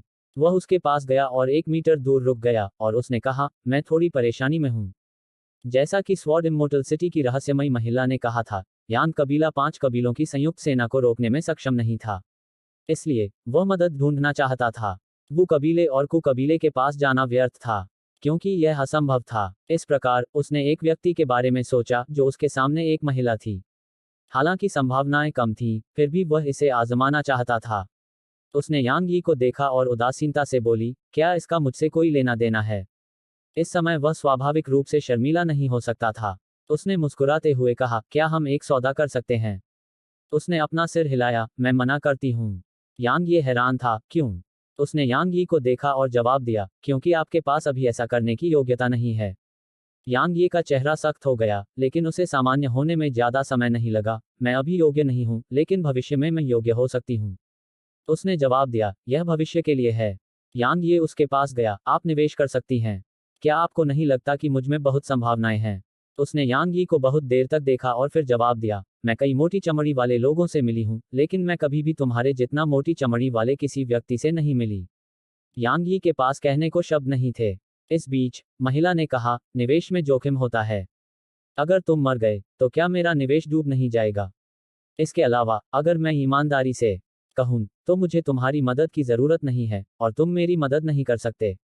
मेरे दुश्मन तुम्हारी कल्पना से परे हैं। यांग ये चुप हो गया। कहने की जरूरत नहीं कि यह उसके आत्मविश्वास के लिए एक बड़ा झटका था। उसने कहा, मेरे पास एक विचार है। यांग ये ने उसकी ओर देखा, क्या? उसने यांग ये को देखा और कहा, तुम सच में बुरे नहीं हो। मेरे पीछे आओ। अगर तुम मेरे पीछे आने को तैयार हो, तो भले ही इस मध्यम ब्रह्मांड के सभी 8 कबीले तुम्हारे खिलाफ काम करें, लेकिन जब तक तुम मेरे संरक्षण में हो, वे तुम्हें मार नहीं पाएंगे। यांग ये मुस्कुराया और अपना सिर हिलाया, आपको यह समझना होगा कि मैं एक तलवार साधक हूँ। एक तलवार साधक। तलवार साधक के हृदय को स्वतंत्रता की आवश्यकता थी। यदि वह उसके अधीन होना चाहे, तो क्या उसका हृदय स्वतंत्र होगा? जहां तक ही का सवाल है, ऐसी 3 चीजें थीं जिन्हें वह बिल्कुल नहीं खो सकता था। स्वतंत्रता, सम्मान और रीढ़। न केवल वह उसके साथ खड़े होने की अपनी स्वतंत्रता खो देगा, बल्कि वह अपनी गरिमा और रीढ़ भी खो देगा। जरा सोचिए, एक बार जब वह किसी का अधीनस्थ बन जाता है तो उसे उस व्यक्ति की कही हर बात माननी पड़ती है और उसे उस व्यक्ति के मूड और पसंद के अनुसार काम करना पड़ता है। तो क्या यह उसकी गरिमा और रीढ़ खोने के बराबर नहीं होगा? उस तरह जीने से तो बेहतर है कि सम्मान के साथ मर जाएं। उसने यांग यी को बहुत देर तक देखा और फिर कहा, फिर हमारे पास बात करने के लिए कुछ नहीं बचा है। यांग ये काफी देर तक चुप रहा, फिर उसने कहा, आपके पास बहुत सारी सड़ी हुई लाशें हैं। क्या आप मुझे कुछ उधार दे सकते हैं? यही उसका असली उद्देश्य था। उसने कभी नहीं सोचा था कि वह व्यक्तिगत रूप से उसकी मदद करेगी। यह बिल्कुल भी यथार्थवादी नहीं था। हालांकि अगर यह उसे सिर्फ कुछ सड़ी हुई लाशें उधार देने के लिए था तो उसे लगा कि उसके पास अभी भी एक छोटा सा मौका है। लाल पोशाक वाली महिला ने पूछा, मैं क्यों जाऊं? यांग ये ने यांग ये को बहुत देर तक देखा और फिर कहा, वास्तव में यह तुम्हारे लिए कुछ भी नहीं है। बेशक, मैं समझता हूं। आखिरकार मेरी मदद करने के लिए तुम्हारा कोई दायित्व नहीं है। हालांकि मैं इस पल को याद रखूंगा। यांग ये पलट कर चला गया। जब वह बाहर निकलने के रास्ते पर पहुंचा तो वह अचानक रुक गया और बोला, तुम्हें लगता है कि मैं अभी कमजोर हूं और मुझे तुम्हारे साथ सौदा करने का कोई अधिकार नहीं है। यह ठीक है, लेकिन मैं तुम्हें यह बता दूं कि भले ही तुम अभी मुझे नीची नज़र से देखते हो, लेकिन मेरा विश्वास करो कि बहुत जल्द तुम मुझसे बहुत नीचे हो जाओगे। जैसे ही यांग ये ने बोलना समाप्त किया, वह वहीं गायब हो गया। यांग यी के चले जाने के बाद उसके मुंह के कोनों पर उपहास की एक लकीर उभर आई। अचानक उसके पास ही एक ज्वाला प्रकट हुई, जिसे देखकर वह भौचक्की रह गई। दिव्य यिन ज्वाला। दिव्य यिन ज्वाला ने अचानक कहा, मेरे गुरु ने एक बार मुझसे कहा था कि किसी भी जीवित प्राणी को कभी भी नीची नज़र से मत देखो, यहाँ तक कि पानी की एक बूंद को भी नहीं। पानी की एक बूंद की शक्ति बिल्कुल नगण्य है, लेकिन यह एक चट्टान को भेद सकती है। ये शब्द बोलने के बाद दिव्य यिन ज्वाला गायब हो गई। महिला हॉल में चुप हो गई और काफी समय बीतने के बाद उसने अचानक कहा, मैं सभी जीवित प्राणियों में विश्वास नहीं करती, मैं केवल अपने आप में विश्वास करती हूँ। मोमेंट माउंटेन छोड़ने के बाद यांग ये यांग कबीले में वापस आ गया। जैसे ही वह वापस आया, यांग लियांशुंग ने उसे फैक्डा हॉल में बुलाया। इस समय यांग कबीले के सभी विशेषज्ञ यहाँ थे। यांग ये ने पूछा, क्या हुआ? यांग लियांशुंग ने जवाब दिया, यंग कबीले और अन्य कबीलों ने कार्रवाई की है। यांग ये ने पूछा, वे क्या कर रहे हैं? यांग लियांशुंग बोलने ही वाली थी कि अचानक उसकी नज़र यांग ये पर पड़ी और फिर वे वहीं गायब हो गए और फैक्डा शहर के ऊपर आकाश में पहुंच गए। आकाश में एक बूढ़ा आदमी दिखाई दिया था और बूढ़े आदमी की बाईं छाती पर एक छोटा सा लिखा हुआ था। वह यंग कबीले का विशेषज्ञ था। बूढ़े व्यक्ति ने उनकी ओर देखा और कहा, यदि यांग कबीला आज तक आत्मसमर्पण कर देता है तो आप विनाश से बच सकते हैं। अन्यथा। अचानक बूढ़े आदमी के चेहरे पर अचानक बहुत ज्यादा बदलाव आया और फिर उसका शरीर अकड़ गया। कुछ ही देर बाद उसके माथे पर एक छेद हो गया और वहां से खून बहने लगा। उसी समय यांग ये अचानक उसके सामने आ गई। बूढ़े आदमी ने यांग ये को घूरते हुए कहा, युद्ध में दूतों को छूट होती है। तुम? यांग ये ने यांग लियांशुंग को देखा और पूछा, क्या ऐसा कोई नियम है? उसने सिर हिलाया, हाँ है। यांग ये ने अपना माथा थपथपाया और बूढ़े आदमी को देखा। वह पछतावे भरे लहजे में बोला, तुमने ऐसा क्यों नहीं कहा? यहाँ मौजूद हर कोई अवाक था। अध्याय 1765, मैं तुम्हारे पूरे परिवार का कत्ल कर दूंगा। यांग ये की बात सुनते ही बूढ़े आदमी के मुंह से खून की धार बहने लगी और फिर उसने अंतिम सांस ली। यहाँ मौजूद हर कोई अवाक था। यांग ये ने मुड़कर यांग लियांशुंग की ओर देखा और कहा, चलो शुरू करते हैं। वह बहुत देर तक उसे देखती रही, फिर उसने सिर हिलाकर कहा, ठीक है। एक दिन बाद यंग कबीले और अन्य 4 कबीलों ने अचानक यांग कबीले के खिलाफ युद्ध की घोषणा कर दी। उसी समय उन्होंने एक विशाल सेना का गठन किया। यह सेना पूरी तरह से सच्चे दायरे के विशेषज्ञों से बनी थी और उनमें से 75 थे। प्रत्येक कबीले ने 15 सच्चे दायरे के विशेषज्ञों का योगदान दिया था और उनमें से सबसे कमजोर सच्चे दायरे के तीसरे चरण में था। इसके अलावा उनमें 5वें चरण के सच्चे दायरे के विशेषज्ञ भी थे। संपूर्ण मध्यम ब्रह्मांड ऐसी शक्ति से स्तब्ध रह गया। कहने की जरूरत नहीं कि यह बेहद भयानक था। 75 ट्रू रियल्म विशेषज्ञ और यहां तक ट्रू रियल्म के 5वें चरण में 5 लोग। यह यांग कबीले को कुचलने के लिए पर्याप्त था।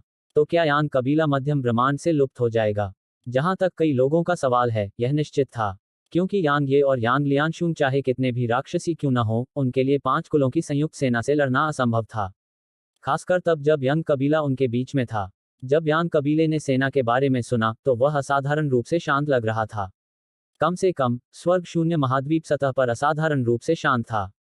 चाहे जो भी हो, पूरे मध्यम ब्रह्मांड की नजरें यांग कबीले पर केंद्रित थीं। एक दिन बाद 75 विशेषज्ञ स्वर्ग शून्य महाद्वीप के ऊपर आकाश में दिखाई दिए। एक बार जब वे वहां पहुंचे तो महाद्वीप पर हर किसी ने अपने ऊपर अभूतपूर्व दबाव की लहर महसूस की। उनकी आभा, उन 75 विशेषज्ञों की आभा को ही स्वर्ग शून्य महाद्वीप के कई लोगों के लिए सहन करना कठिन था। ऊंचे आसमान में यंग कबीले के मुखिया यंग किंग ने समूह का नेतृत्व किया। उन्होंने नीचे महाद्वीप की ओर देखा और कहा, क्या वो कबीले और कु कबीले ने कोई हरकत की है? उसके पीछे एक बूढ़ा आदमी आगे आया, अभी तक उनकी तरफ से कोई हलचल नहीं हुई है। यंग किंग ने पूछा, मोमेंट माउंटेन के बारे में क्या? बूढ़े आदमी ने अपना सिर हिलाया, कोई हलचल भी नहीं। यंग किंग बहुत देर तक चुप रहा, फिर उसने पलटकर अपने पीछे खड़े 4 अधेड़ लोगों को देखा। वे वान कबीले के कुलपति वान गो, ली कबीले के कुलपति ली न्यानिक्सियन, किन कबीले के कुलपति किन शेन और लू कबीले के कुलपति लू युनटियन थे। यंग किंग ने कहा, चूंकि आप सभी यहाँ हैं, इसका मतलब है कि आप यान कबीले को कोई मौका नहीं देना चाहते हैं, और उन्हें हमारी मौजूदा सेनाओं के सामने कोई मौका नहीं मिलेगा। लेकिन आपको बिल्कुल भी लापरवाही नहीं करनी चाहिए। क्या यान कबीला स्थिति को बदल सकता है? ली कबीले के कुलपति ली न्यानिक्सियन ने धीमी आवाज में कहा।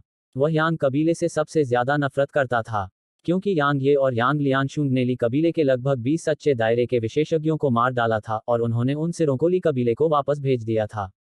उस दिन ली कबीले को पूरी तरह से अपमानित किया गया था। यंग किंग ने अपना सिर हिलाया। यांग कबीले से डरने की कोई बात नहीं है। यह यांग ये और यांग लियानशुंग हैं जो डरावने हैं। हमारा मुख्य मिशन यांग कबीले को नष्ट करना नहीं है, बल्कि उन्हें मारना है। एक बार वे मर गए तो यांग कबीला बर्बाद हो जाएगा, लेकिन अगर वे जीवित हैं तो हम कभी भी चैन से सो नहीं पाएंगे। किन कबीले के कुलपिता किन शेन ने भौहें सिकोड़ते हुए पूछा, क्या वे इतने डरावने हैं? लू युनटियन ने अचानक कहा, वे सिर्फ डरावने नहीं हैं, वे पूरी तरह से डरावने हैं। भाई किन, आप उनके संपर्क में नहीं आए हैं, इसलिए आपको नहीं पता। मैं यांग लियानशुंग के बारे में ज्यादा नहीं जानता, लेकिन यांग ये वाकई असाधारण प्रतिभा है। यांग किंग ने सिर हिलाया। वह मेरे कबीले के पूर्वज को एक ही वार से घायल करने में सक्षम था, और वह अभी केवल ज़ैनित दायरे में है। तो मुझे बताओ, वह भयानक है या नहीं? यहाँ उपस्थित सभी लोगों के भाव गंभीर हो गए। यंग कबीले के पूर्वज छठे चरण के सच्चे क्षेत्र विशेषज्ञ थे। यंग किंग ने कहा, वे हमारे लिए असली खतरा हैं। उन्हें लगातार बढ़ने नहीं दिया जा सकता। एक बार वे और बढ़ गए तो हम में से कोई भी उन्हें रोक नहीं पाएगा। यांग वुडी की तरह, अगर उसके साथ कुछ नहीं हुआ होता तो क्या तुम्हारा कोई कबीला उसे रोक पाता? वुडी, यह नाम उन सभी के लिए नया नहीं था, क्योंकि वे एक ही पीढ़ी से थे। उस समय यांग कबीला सभी कबीलों में सबसे कमजोर था, लेकिन यह यांग वुडी ही था जिसने यांग कबीले को मध्यम ब्रह्मांड में कबीलों के बीच अधिपति बनने के लिए लगभग प्रेरित किया। उस समय यंग कबीले और कु कबीले भी यांग कबीले के खिलाफ जाने की हिम्मत नहीं कर सकते थे। मुख्य कारण था यांग वुडी। इस बीच यंग किंग ने कहा, अब यांग ये और यांग लियानशुंग की प्राकृतिक प्रतिभा और ताकत यांग वुडी से बिल्कुल भी कम नहीं है। तो बस इसके बारे में सोचो। अगर वे नहीं मरते हैं और उन्हें बढ़ने दिया जाता है, तो क्या हमारे कबीले में से कोई भी शांति से सो पाएगा? वे सभी चुप हो गए। यांग ये और यांग लियानशुंग का बदला कोई भी नहीं झेल सकता। भविष्य की तो बात ही छोड़िए, वे अभी भी इसे झेलने में सक्षम नहीं थे। यंग किंग ने अचानक कहा, वास्तव में यांग शियाओ और यांग कबीले के अन्य साथी पूर्ण मूर्ख थे। अगर मेरे यंग कबीले में ऐसा कोई प्रतिभाशाली व्यक्ति होता तो कबीले के नियमों की तो बात ही छोड़िए, हम ऐसे प्रतिभाशाली व्यक्ति के लिए अपने कबीले के नियम भी बदलने को तैयार होते।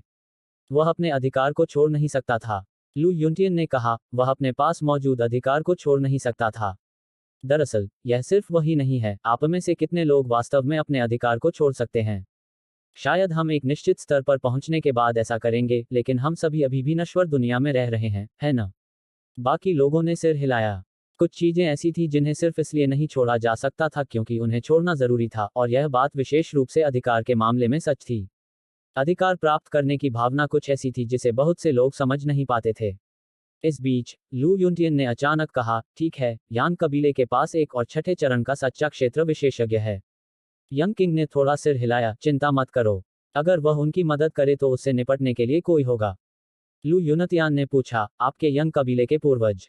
यंग किंग ने सिर हिलाया, हालांकि उनमें से केवल एक ही आएगा, बाकी दो के लिए। इस बिंदु तक बोलते हुए उसने अपना सिर हिलाया। लू युनतियान और अन्य लोगों ने भी अपना सिर हिलाया। हर एक कबीले के अपने पूर्वज सच्चे दायरे के छठे चरण में थे, लेकिन उन विशेषज्ञों को केवल अपने जीवन और मृत्यु की परवाह थी। वे वास्तव में अब अपने कबीलों के प्रति ज्यादा भावना नहीं रखते थे। इसलिए युद्ध में उनकी मदद करने की बात तो दूर, वे यह भी सुनिश्चित नहीं कर सकते थे कि जब उनके कबीलों के नष्ट होने का खतरा होगा तो वे छठे चरण के सच्चे दायरे के विशेषज्ञ उनकी मदद करेंगे या नहीं। यह सिर्फ यांग कबीले की समस्या नहीं थी, अन्य सभी कबीलों को भी ऐसी ही समस्याओं का सामना करना पड़ा।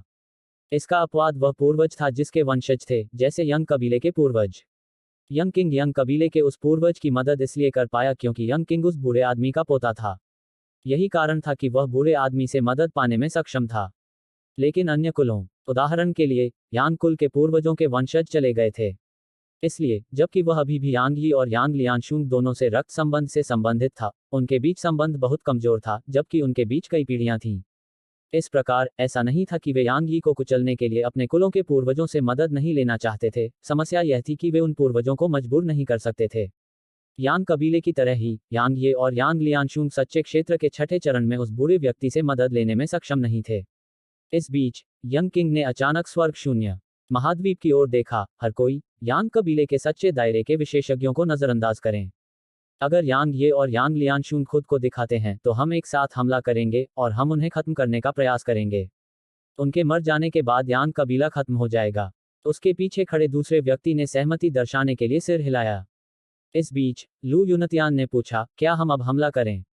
यंग क्विंग ने अपना सिर हिलाया और फिर उसने अंतरिक्ष में पास के एक बिंदु की ओर देखा। भाई वू, क्या आप सचमुच हमारे साथ शामिल नहीं हो रहे हैं? वहां का स्थान थोड़ा सा कांप उठा और तभी दो अधेड़ उम्र के व्यक्ति वहां प्रकट हुए। यह कु कबीले के कुलपति कु जिंग और वू कबीले के कुलपति वू वेन थे। कु जिंग ने वू कबीले के मुखिया की ओर देखा और मुस्कुराया। भाई वू, आपका निर्णय क्या है? वू वेन ने अपना सिर थोड़ा हिलाया। मेरा वो कबीला इसमें भाग नहीं लेगा। कु जिंग ने हंसते हुए कहा, मेरा कु कबीला भी इसमें भाग नहीं लेगा। यंग क्विंग ने उदासीनता से कहा, क्या आप मुझे बता रहे हैं कि आपको लगता है कि यान कबीले के पास अभी भी एक मौका है? वू वेन ने जवाब दिया, वास्तव में मैं इसमें से कुछ हिस्सा लेना चाहता हूं। लेकिन मुझे यकीन है कि आप सभी जानते हैं कि मेरे वो कबीले की छोटी लड़की यांग ये के करीब है और मेरे वो कबीले के संस्थापक पूर्वज को उससे लगाव हो गया है। अगर मेरा वो कबीला यांग ये के खिलाफ काम करता है तो हम कुछ तो हासिल करेंगे, लेकिन एक प्रतिभाशाली व्यक्ति को खो देंगे। इसलिए मेरे पास इस अवसर को छोड़ने के अलावा कोई विकल्प नहीं है। उसने कु कबीले के मुखिया कु जिंग की ओर देखा और पूछा, भाई कु, आप क्या सोचते हैं? आपका कु कबीला उनके साथ क्यों नहीं जुड़ रहा है? मेरी जानकारी के अनुसार आपके कबीले और यांग ये के बीच दुश्मनी है। कु जिंग ने हंसते हुए कहा, मुझे यकीन है कि आप जानते होंगे कि मेरे कु कबीले में बहुत महत्वाकांक्षा नहीं है और हमारे पास बहुत ज्यादा सदस्य नहीं हैं। सिर्फ एक को खोना मेरे कबीले के लिए बहुत बड़ी क्षति है। इसलिए मेरा कबीला भाग नहीं ले रहा है। बाकी पुरोहितों ने कु जिंग की ओर देखा। हालांकि उन्होंने कुछ नहीं कहा, लेकिन उन्हें स्पष्ट रूप से उस पर विश्वास नहीं हुआ। वास्तव में जिस कबीले से वे सबसे अधिक भयभीत थे वह यंग कबीला नहीं था, बल्कि कु कबीला था। जंगल में सबसे खतरनाक अस्तित्व खूंखार बाघ नहीं था, बल्कि छाया में छिपा जहरीला सांप था। क्योंकि सांप को पहचानना असंभव था और अगर वह किसी पर हमला करता तो शायद वह मर जाता। यदि यंग कबीला खूंखार बाघ था तो कु कबीला विषैला सांप था। जहां तक यांग कबीले की बात है, यांग कबीला इस समय पागल भेड़िया था। खास तौर पर यांग कबीले का नेतृत्व यांग ये और यांग लियांशुंग कर रहे थे। या फिर यह कहा जाना चाहिए कि यांग कबीले का नेतृत्व यांग ये कर रहे थे। वह आदमी जहरीले सांप या भयंकर बाघ से भी ज्यादा भयानक था, क्योंकि अगर कोई उसे नाराज करता तो वह बाघ और सांप दोनों पर हमला करने की हिम्मत रखता था। इसके अलावा वह उनसे मरते दम तक लड़ता था। सभी कुलों के बीच हमेशा कुछ न कुछ संघर्ष होता रहता था, लेकिन वे पीछे हट जाते थे। लेकिन यांग ये कभी पीछे नहीं हटता था। अगर आप उसे नाराज करते तो वह आपको मारने की हिम्मत करता।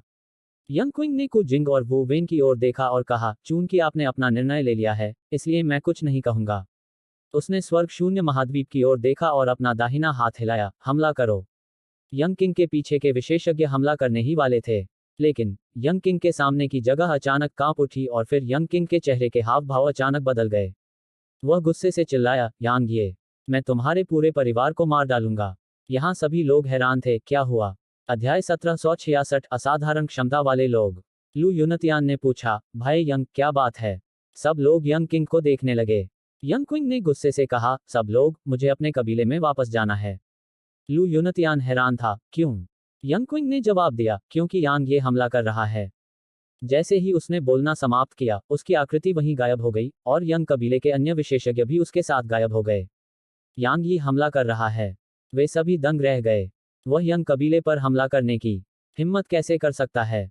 क्या वह स्वर्ग शून्य महाद्वीप को छोड़ रहा है? बाकी लोगों ने एक दूसरे को देखा। यंग कबीले के विशेषज्ञ चले गए थे, तो अब उन्हें क्या करना चाहिए? यही वह समस्या थी जो अभी उन्हें परेशान कर रही थी। भले ही यंग कबीला चला गया था, फिर भी वे यांग कबीले को कुचल सकते थे। हालांकि यांग ये के अलावा यांग कबीले के पास अभी भी यांग लियांशुंग था। वह यांग ये से किसी भी तरह कमजोर नहीं थी। आक्रमण करें या न करें। अचानक उनके सामने का स्थान थोड़ा सा कांप उठा और फिर काले कपड़े पहने एक महिला उनके सामने प्रकट हुई। यह यांग कबीले के पितामह यांग लियांशुंग थे। जब उन्होंने उसे देखा तो उनके चेहरों पर सतर्कता की झलक दिखाई दी। यांग लियांशुंग ने उनकी ओर देखा और मुस्कुराया, चूंकि आप सभी मेरे महाद्वीप पर हैं, तो क्या आप नीचे आकर बैठेंगे नहीं? हमारे पास ज्यादा कुछ नहीं है, लेकिन फिर भी हम आपको एक कप चाय दे सकते हैं। सभी लोग चुपचाप उसकी ओर देखते रहे। यांग लियांशुंग ने आगे कहा, ऐसा लगता है कि आप मेरे यांग कबीले के प्रति बहुत ज्यादा सतर्कता बरत रहे हैं। चिंता न करें, वहां कोई घात नहीं है और मेरे यांग कबीले को कोई समर्थन नहीं है। मैं गंभीर हूं। लू युनटियन ने अचानक कहा, यांग लियांशुंग, तुमने सत्ता हथियाने के लिए विद्रोह का नेतृत्व किया और अपने ही कबीले के लोगों को मार डाला। न्याय तुम्हारे जैसे व्यक्ति के अस्तित्व को बर्दाश्त नहीं करता। अचानक यांग लियांशुंग ने लू युनटियन को टोकते हुए कहा, कुलपति लू, तुम मुझे अपने प्रति नीचा दिखा रहे हो। मुझे यकीन है कि यहाँ हर कोई जानता है कि तुम्हारा लू कबीला मेरे यांग कबीले पर हमला क्यों कर रहा है, लेकिन तुम इतने सम्मानजनक और ईमानदार कारण का उपयोग करने की कोशिश कर रहे हो। यह ऐसा है जैसे तुम अपना शरीर बेच रहे हो और फिर भी यह बोर्ड लगा रहे हो कि तुम पवित्र हो। लू युनतियान का चेहरा काफी बदसूरत हो गया। कभी कभी किसी को थोड़ा पाखंडी होना चाहिए, लेकिन यह परिस्थितियों पर निर्भर करता है। इस समय यहाँ कौन लोग मौजूद थे? वे सभी अस्तित्व थे जो वर्षों से जी रहे थे। तो वह किसके लिए नाटक कर रहा था? कौन इसे नहीं देखेगा? इस बीच यांग लियांशुंग ने कहा, चूंकि आप हमारे मेहमान बनने को तैयार नहीं हैं, इसलिए मैं आपको मजबूर नहीं करूंगा। जैसे ही उसने बोलना समाप्त किया, वह पलटी और चली गई। लेकिन उसे रुकने में देर नहीं लगी और उसने कहा, मैं कुछ भूल गई। यांग ये ने कहा कि वह थोड़ा ऊब गया है और घूमना चाहता है। मैंने उससे कहा कि आपके कुलों में दृश्य खराब नहीं है और उसे एक बार देखना चाहिए। उसने कहा कि वह देखेगा। जैसे ही उसकी बात समाप्त हुई, वह पलट गई और वहीं गायब हो गई। लू युनतियान और अन्य लोगों के हाव भाव अत्यंत भद्दे हो गए। यह एक धमकी थी। क्या यांग ये सिर्फ नज़ारा देखने के लिए उनके कबीलों में जाएगा? एक बेवकूफ भी जानता था कि यांग ये क्या करेगा। स्वर्ग विनाश नगर में घटी घटना अभी भी उनकी स्मृतियों में जीवंत थी। इसके अलावा उनकी उच्च स्तरीय सेनाएं यहाँ स्वर्ग शून्य महाद्वीप पर थीं। जबकि उनके कबीलों में अभी भी विशेषज्ञ बचे हुए थे, क्या वे विशेषज्ञ यांग ये को रोक सकते थे? अगर यह आमने सामने की लड़ाई होती, तो वे विशेषज्ञ और उनके पास मौजूद विभिन्न संरचनाएं निश्चित रूप से यांग ये को रोकने में सक्षम होती। लेकिन समस्या यह थी कि यांग ये उनसे सीधे नहीं लड़ सकता था। एक बार जब वह छिप गया, तो उसकी चाल और हमले की गति के आधार पर क्या कोई उसे रोक सकता था? अतः जैसे ही उन्होंने इस बिंदु तक सोचा, उनमें से सभी ने पीछे हटने का इरादा बना लिया। कु जिंग और वू वेन ने एक दूसरे को देखा और दोनों ने एक दूसरे की आंखों में आश्चर्य की झलक देखी। कुछ देर की खामोशी के बाद वू वेन ने कहा, ये दोनों लोग कभी भी ऐसा कुछ नहीं करते जिसकी दूसरे उम्मीद करते हैं। कु जिंग ने थोड़ा सिर हिलाया, सौभाग्य से मेरे कु कबीले ने इसमें भाग नहीं लिया। अन्यथा अगर वह बच्चा मेरे कु कबीले में वहां के नज़ारे देखने के लिए आता है, तो मुझे भयंकर सिरदर्द हो जाएगा। वू वेन ने पूछा, क्या आपके कु कबीले को भी उससे डरना पड़ता है? कु जिंग ने हंसते हुए कहा, इसे डर नहीं कहा जा सकता। मैं सिर्फ इतना कह सकता हूं कि यह बहुत परेशानी भरा होगा। मुझे मत बताना कि तुम्हारे वो कबीले को यह परेशानी भरा नहीं लगेगा। वू वेन ने सिर हिलाया, सच। यांग ये से सीधे भिड़ना इतना डरावना नहीं था। आखिरकार चाहे वह कितना भी ताकतवर क्यों न हो, वह एक साथ कितने विशेषज्ञों से लड़ सकता था। हालांकि जब यांग ये बेशर्मी से पेश आता था, तो वह काफी डरावना लगता था। इस बीच कु जिंग ने अचानक कहा, लाभ जोखिम के लायक नहीं है। वू वेन ने पूछा, क्या मतलब है तुम्हारा? कु जिंग ने गंभीरता से कहा, मैं कह रहा हूं कि यंग किंग और अन्य लोगों ने खुद को बहुत ज्यादा आंका और यांग ये और यांग लियांशुंग दोनों को कम आंका। भले ही वे अंत में जीत जाएं, लेकिन वे दो बच्चे उन्हें गंभीर नुकसान पहुंचाने में सक्षम हैं। इसके विपरीत, यदि वे उन दो बच्चों को मारने में असमर्थ हैं, तो जब वे बच्चे 10 साल बाद फिर से खुद को दिखाएंगे, तो यह मध्यम ब्रह्मांड अपने बड़े कुलों में से आधे को खो सकता है। वू वेन ने अपनी सहमति दिखाने के लिए थोड़ा सिर हिलाया, या यूं कहें कि वह गहराई से सहमत था। सभी की नजरें सिर्फ यांग ये और यांग लियांशुंग पर थीं, और उन्होंने किसी दूसरे व्यक्ति को अनदेखा कर दिया था। वह व्यक्ति एन नानजिंग था। एन नानजिंग की प्राकृतिक प्रतिभा और ताकत यांग ये और यांग लियांशुंग से बिल्कुल भी कम नहीं थी। हालांकि अन्य लोगों को यांग ये और एन नानजिंग के बीच के रिश्ते के बारे में पता नहीं था। यह कहा जा सकता है कि जब तक यांग ये और यांग लियांशुंग की मृत्यु नहीं होती, तब तक यंग कबीले और उन अन्य कबीलों को 3 असाधारण प्रतिभाओं के प्रतिशोध का सामना करना पड़ेगा। भाई वो, मुझे दूसरे काम निपटाने हैं। अलविदा। उसके बोलते ही कु जिंग वहीं गायब हो गया। वू वेन ने उस दिशा में एक गहरी और लंबी नजर डाली जिस ओर कुजिंग गया था। वह बहुत देर तक चुप रहा और फिर वहीं गायब हो गया। इस बीच काफी देर तक मौके पर चुप रहने के बाद लू यूनतियान और अन्य लोग क्रमिक रूप से जाने लगे। अंततः उन्होंने पीछे हटने का निर्णय लिया, क्योंकि यंग कबीले के उन विशेषज्ञों का समर्थन खोने के बाद वे अब उतने आश्वस्त नहीं थे। उनका नेता चला गया था, इसलिए वे स्वाभाविक रूप से नहीं रहेंगे। क्योंकि एक बार जब उन्होंने यांग कबीले पर हमला करने के लिए मजबूर किया, तो भले ही उनकी ताकत यांग कबीले से कहीं ज्यादा हो, यांग कबीला अभी भी अपने गठन पर भरोसा करने में सक्षम होगा ताकि उन्हें गंभीर नुकसान उठाना पड़े। आखिरकार वे यांग कबीले के बेस कैंप में लड़ रहे होंगे। उस समय यंग कबीले को अपनी ताकत बनाए रखने की अनुमति दी जाएगी। बेशक एक और कारण था, और वह यह कि वे अभी भी वह बात नहीं भूले थे जो यांग लियांशुंग ने उन्हें अभी अभी बताई थी। यांग ये शायद उनके कबीलों में जाकर वहां के दृश्यों को देख सकते थे। चाहे जो भी हो, यांग कबीले के सामने जो खतरा था उसे यांग ये ने ऐसे तरीकों के माध्यम से अस्थायी रूप से हल कर दिया था। फैक्डा शहर के एक कब्रिस्तान में दो बूढ़े आदमी एक दूसरे के सामने पैर मोड़कर बैठे थे। उनके बीच एक छोटी सी मेज थी और मेज पर एक गो बोर्ड रखा हुआ था। बाईं ओर का बूढ़ा आदमी सफेद बालों वाला बूढ़ा आदमी था। वह यंग कबीले का पूर्वज था। दाईं ओर का बूढ़ा आदमी यांग कबीले का पूर्वज था। सफेद बालों वाले बूढ़े आदमी ने एक टुकड़ा उठाया और उसे नीचे रखते हुए कहा, भाई यांग शियू, आप बिल्कुल भी अच्छी हालत में नहीं लग रहे हैं। यांग कबीले के पूर्वज यांग शियू ने बोर्ड पर एक टुकड़ा रखा और जवाब दिया, मैं बहुत अच्छा कर रहा हूँ। मैं जल्दी नहीं मरूंगा। लेकिन भाई यंग यू, मुझे आपके चारों ओर एक काली आभा दिखाई दे रही है। यह जीवन के लिए खतरा पैदा करने वाली आपदा का संकेत है। यंग यू ने यांग शियू की ओर देखा। भाई यांग शियू, क्या आप कह रहे हैं कि इस मध्यम ब्रह्मांड में कोई मुझे मार सकता है? यांग शियू मुस्कुराया। भाई यंग, आप वास्तव में आश्वस्त हैं? यंग यू ने सवाल करते हुए जवाब दिया, क्या मैं गलत हूं? यांग शियू ने आसमान की ओर देखा और कहा, आकाशगंगा प्रणाली का मध्यम ब्रह्मांड कई वर्षों पहले प्राचीन साधकों के एक समूह द्वारा विकसित किया गया था। उनमें से कुछ अपने तथाकथित मार्गों की तलाश में बड़े ब्रह्मांड में चले गए हैं, लेकिन कुछ मध्यम ब्रह्मांड में ही रह गए हैं। वह एक पल के लिए रुका और बोला, भाई यंग, मुझे यकीन है कि आप मोमेंट माउंटेन में उस अस्तित्व के बारे में जानते हैं। क्या आपको उसे हराने की अपनी क्षमता पर भरोसा है? यंग यू चुप हो गया। इस बीच यांग शियू ने कहा, हम प्राचीन काल के लोगों के बारे में बात नहीं करते, हम सिर्फ वर्तमान के बारे में बात करते हैं। भाई यंग यू, क्या आपको मेरे यांग कबीले के उन दो कनिष्ठों की संयुक्त सेना को हराने में सक्षम होने का भरोसा है? यंग यू फिर चुप हो गई, क्योंकि उसे यांग यी और यांग लियांशुंग की संयुक्त सेना को हराने की अपनी क्षमता पर वाकई भरोसा नहीं था। उनकी संयुक्त सेनाएं काफी भारी थीं। यांग शियू ने हंसते हुए कहा, देखा, भले ही हम सच्चे क्षेत्र के छठे चरण पर हों, हम अजेय नहीं हैं। हमसे पहले प्राचीन साधक हैं और हमारे पीछे कनिष्ठ साधक हैं। इसलिए भाई यंग यू, एक व्यक्ति आत्मविश्वासी हो सकता है, लेकिन एक व्यक्ति अति आत्मविश्वासी नहीं हो सकता। मेरे यांग कबीले के यांग जियांग अति आत्मविश्वासी थे और इसने उन्हें एक ऐसे सनकी में बदल दिया जो फिर कभी अपना चेहरा दिखाने की हिम्मत नहीं करता। यंग यू ने एक टुकड़ा उठाया और उसे बोर्ड पर रख दिया। मैं आज यहाँ आपके साथ यह सब चर्चा करने के लिए नहीं आई हूँ।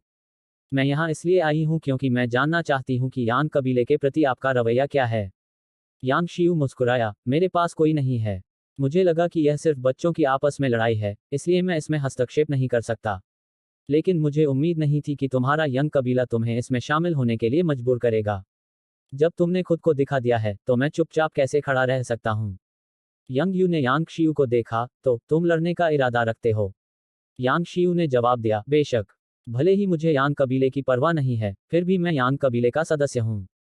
इसके अलावा भले ही मैं अपने और कबीले के कनिष्ठों के बीच खून के रिश्ते की अनदेखी करूं, मुझे अपने कबीले के पूर्वज के बारे में सोचना होगा। अगर मैं अपने पूर्वज द्वारा बनाए गए यांग कबीले पर हमला होने पर चुपचाप खड़ा रहूंगा, तो मुझे नहीं पता होगा कि अगर मैं एक दिन उनसे मिलूंगा तो मैं कहाँ मुंह छिपाऊंगा। इस बिंदु पर यंग यू को सब कुछ समझ में आ गया। यदि वह युद्ध में शामिल होता, तो यांग शियू भी शामिल होता। यदि वह युद्ध में शामिल नहीं होता, तो यांग शियू भी शामिल नहीं होता। इस बीच यांग शियू मुस्कुराया, भाई यंग यू, जूनियर्स के बीच लड़ाई में हस्तक्षेप करना आपके दर्जे के किसी व्यक्ति के लिए नीची बात है। यंग यू ने उदासीनता से कहा, अगर मैं हस्तक्षेप नहीं करती, तो आपके यांग कबीले के वे दो जूनियर अजेय हो सकते हैं और अपनी मनमानी कर सकते हैं। जैसे ही उसने बोलना समाप्त किया, उसने अपना दाहिना हाथ हिलाया और गो बोर्ड तुरंत नष्ट हो गया। उसने कहा, भाई यांग शियू, अलविदा। अचानक यांग शियू ने कहा, भाई यंग यू, ऐसा लगता है कि आप किसी को भूल गए हैं। यंग यू ने यांग शियू को देखा और यांग शियू ने हंसते हुए कहा, मेरे यांग कबीले में वुडी नाम का कोई व्यक्ति है। यंग यू की अभिव्यक्ति एक पल में बदल गई। वुडी। इतने साल पहले यह नाम पूरे ब्रह्मांड में हर किसी के कानों में बिजली की तरह गूंज रहा था। यह वही व्यक्ति था जिसने सर्वशक्तिमान यंग कबीले को इस हद तक दबा दिया था कि उसका दम घुटने लगा था। इस बीच यंग यू अचानक हंस पड़ी। भाई यांग, लगता है आप भी किसी को भूल गए हैं। जैसे ही उन्होंने बोलना समाप्त किया, वे वहीं गायब हो गए। उसी समय यांग शियू ने कुछ सोचा और उसके चेहरे पर एक हल्की गंभीर अभिव्यक्ति उभरी। इस बीच यांग लियांशुंग यांग शियू के सामने आया और पूछा, वह किसके बारे में बात कर रहा था। यांग शियू कुछ देर चुप रहा और फिर उसने जवाब दिया, यंग जिंग। कोई ऐसा व्यक्ति जिसने एक बार कु कबीले पर हमला किया था और कु कबीले को अपने संस्थापक पूर्वज को बुलाने के लिए मजबूर किया था। यांग लियांशुंग कुछ देर के लिए चुप हो गई और फिर उसने कहा, हर पीढ़ी में असाधारण क्षमता वाले लोग पैदा होते हैं। अध्याय 1767। अब अपना भाग्य बदलने का समय आ गया है। हर पीढ़ी में असाधारण क्षमता वाले लोग पैदा होते हैं। यांग शियू ने इसे धीरे से दोहराया और फिर उसने यांग लियांशुंग को देखा, यह काफी तीखा है। यांग लियांशुंग हंस पड़ा और कुछ नहीं बोला। इस बीच यांग शियू ने कहा, 8 कुलों में से हर एक में असाधारण रूप से राक्षसी प्रतिभाएं थीं। जैसे वू कुल के वू म्यू, यंग कुल के यंग जिंग और कु कुल के कु निटियन। ये सभी अपनी अपनी पीढ़ियों के नेता थे। यांग लियांशुंग ने पूछा, यांग जिंग अभी भी जीवित है? यांग शियू ने सिर हिलाया, मुझे ऐसा लगता है। यांग जिंग की ताकत के आधार पर इस मध्यम ब्रह्मांड में कोई भी ऐसा नहीं है जो उसे मार सके। उस बच्चे यांग ये के पिता की तरह, भले ही उसकी साधना पूरी तरह से गायब हो गई हो, फिर भी वह यांग कबीले के पीछा से बच निकला, है ना? यांग लियांशुंग कुछ देर के लिए चुप हो गया और बोला, आपकी मदद के लिए धन्यवाद पूर्वज। यंग यू ने पहले ही हमला करने का इरादा कर लिया था, लेकिन यांग शियू ने यंग यू को रोक दिया था। यही कारण था कि वे अभी गो खेल रहे थे। यांग शियू ने अपना सिर थोड़ा हिलाया, जैसा कि मैंने अभी कहा, मेरे लिए कबीला महत्वपूर्ण नहीं है, लेकिन मैं अभी भी यांग कबीले का सदस्य हूँ। यांग कबीले का निर्माण हमारे पूर्वजों के खून और आंसुओं से हुआ है। इसलिए अगर यह मेरी क्षमता के दायरे में है, तो स्वाभाविक रूप से मैं इसे नष्ट होते हुए नहीं देखूंगा। उसने यांग लियांशुंग की आंखों में देखा और आगे कहा, लेकिन अगर वे सभी बूढ़े बूढ़े खुद को दिखाते हैं और यांग कबीले पर हमला करते हैं, तो मैं हस्तक्षेप नहीं करूंगा। मैं यांग कबीले की मदद कर सकता हूं, लेकिन मैं इसके साथ मर नहीं सकता। उसने थोड़ा सिर हिलाया, मैं समझती हूं। यांग शियू ने आगे कहा, अगर सच्चे दायरे के छठे चरण से नीचे के विशेषज्ञ यांग कबीले पर हमला करते हैं, तो मैं मदद नहीं करूंगा। वैसे भी यह व्यर्थ है, क्योंकि अगर मैं मदद करता हूं, तो स्वाभाविक रूप से मुझसे निपटने के लिए छठे चरण के अन्य सच्चे दायरे के विशेषज्ञ होंगे। संक्षेप में, आप दोनों को शुभकामनाएं। जैसे ही उन्होंने बोलना समाप्त किया, वे वहीं गायब हो गए। यांग लियांशुंग कब्रिस्तान से बाहर निकल गई। उसने तारों भरे आसमान की ओर देखा और कहा, यांग वंश नष्ट नहीं होगा। स्वर्ग उजाड़ महाद्वीप, स्वर्ग उजाड़ शहर। जब यंग कबीले और अन्य कबीलों ने स्वर्ग शून्य महाद्वीप को घेर लिया, तब यांग ये स्वर्ग उजाड़ शहर में चले गए थे। यांग लियांशुंग के साथ उसने जो योजना पर चर्चा की थी, वह यह थी कि जब यंग कबीले और अन्य कबीले स्वर्ग शून्य महाद्वीप पर आक्रमण करेंगे, तो वह उन पर अचानक हमला कर देगा। यह एक प्रकार का दांव था। उसने इसे एक शर्त माना क्योंकि उसे यकीन नहीं था कि वे वापस लौटेंगे या नहीं। अगर यंग कबीला और दूसरे कबीले अपने कबीलों में वापस नहीं लौटे, तो स्वर्ग शून्य महाद्वीप खत्म हो जाएगा। हालांकि अपनी ताकत के आधार पर वह स्वर्ग विनाश शहर को भी नष्ट कर सकता था। दरअसल उसने कुछ अनदेखा कर दिया था। यंग कबीले और अन्य कबीलों द्वारा बनाए गए गठबंधन का मुख्य लक्ष्य स्वर्ग शून्य महाद्वीप को कुचलना नहीं था, बल्कि उसे और यांग लियांशुंग को मारना था। इसलिए भले ही वे यांग कबीले को कुचल दें, यांग कबीला वास्तव में खत्म नहीं होगा अगर यांग लियांशुंग और वह जीवित हैं।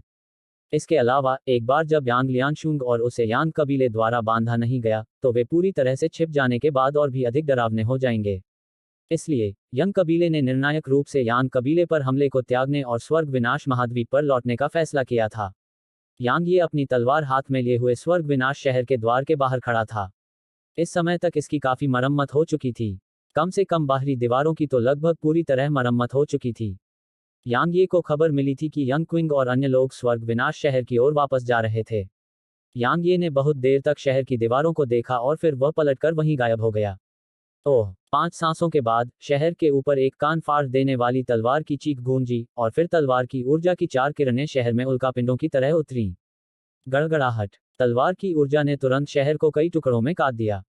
उसी समय शहर की दीवारों पर कुछ शब्द दिखाई दिए, पुनर्निर्माण जारी रखो, मैं फिर से वापस आऊंगा। लगभग 15 मिनट बाद यंग क्विंग और अन्य लोग वापस आ गए, और जब उन्होंने शहर के बाहर उन शब्दों को देखा तो उनके चेहरे पर बहुत ही अप्रिय भाव आ गए।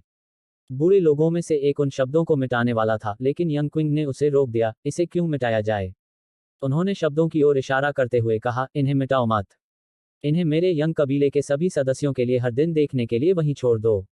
यह मेरे यंग कबीले के लिए अपमानजनक है, और जब तक यह अपमान धुल नहीं जाता, इसे खत्म नहीं किया जाना चाहिए। वे सभी चुप हो गए। यह अपमान है। यह सचमुच अपमानजनक था। यांग ये 2 बार स्वर्ग के उजाड़ शहर में आया था। उसने न केवल शहर को नष्ट कर दिया था, बल्कि उसने शहर की दीवारों पर ऐसे शब्द भी लिखे थे। यंग कबीले जैसे गर्वित कबीले के लिए यह एक भयानक अपमान था।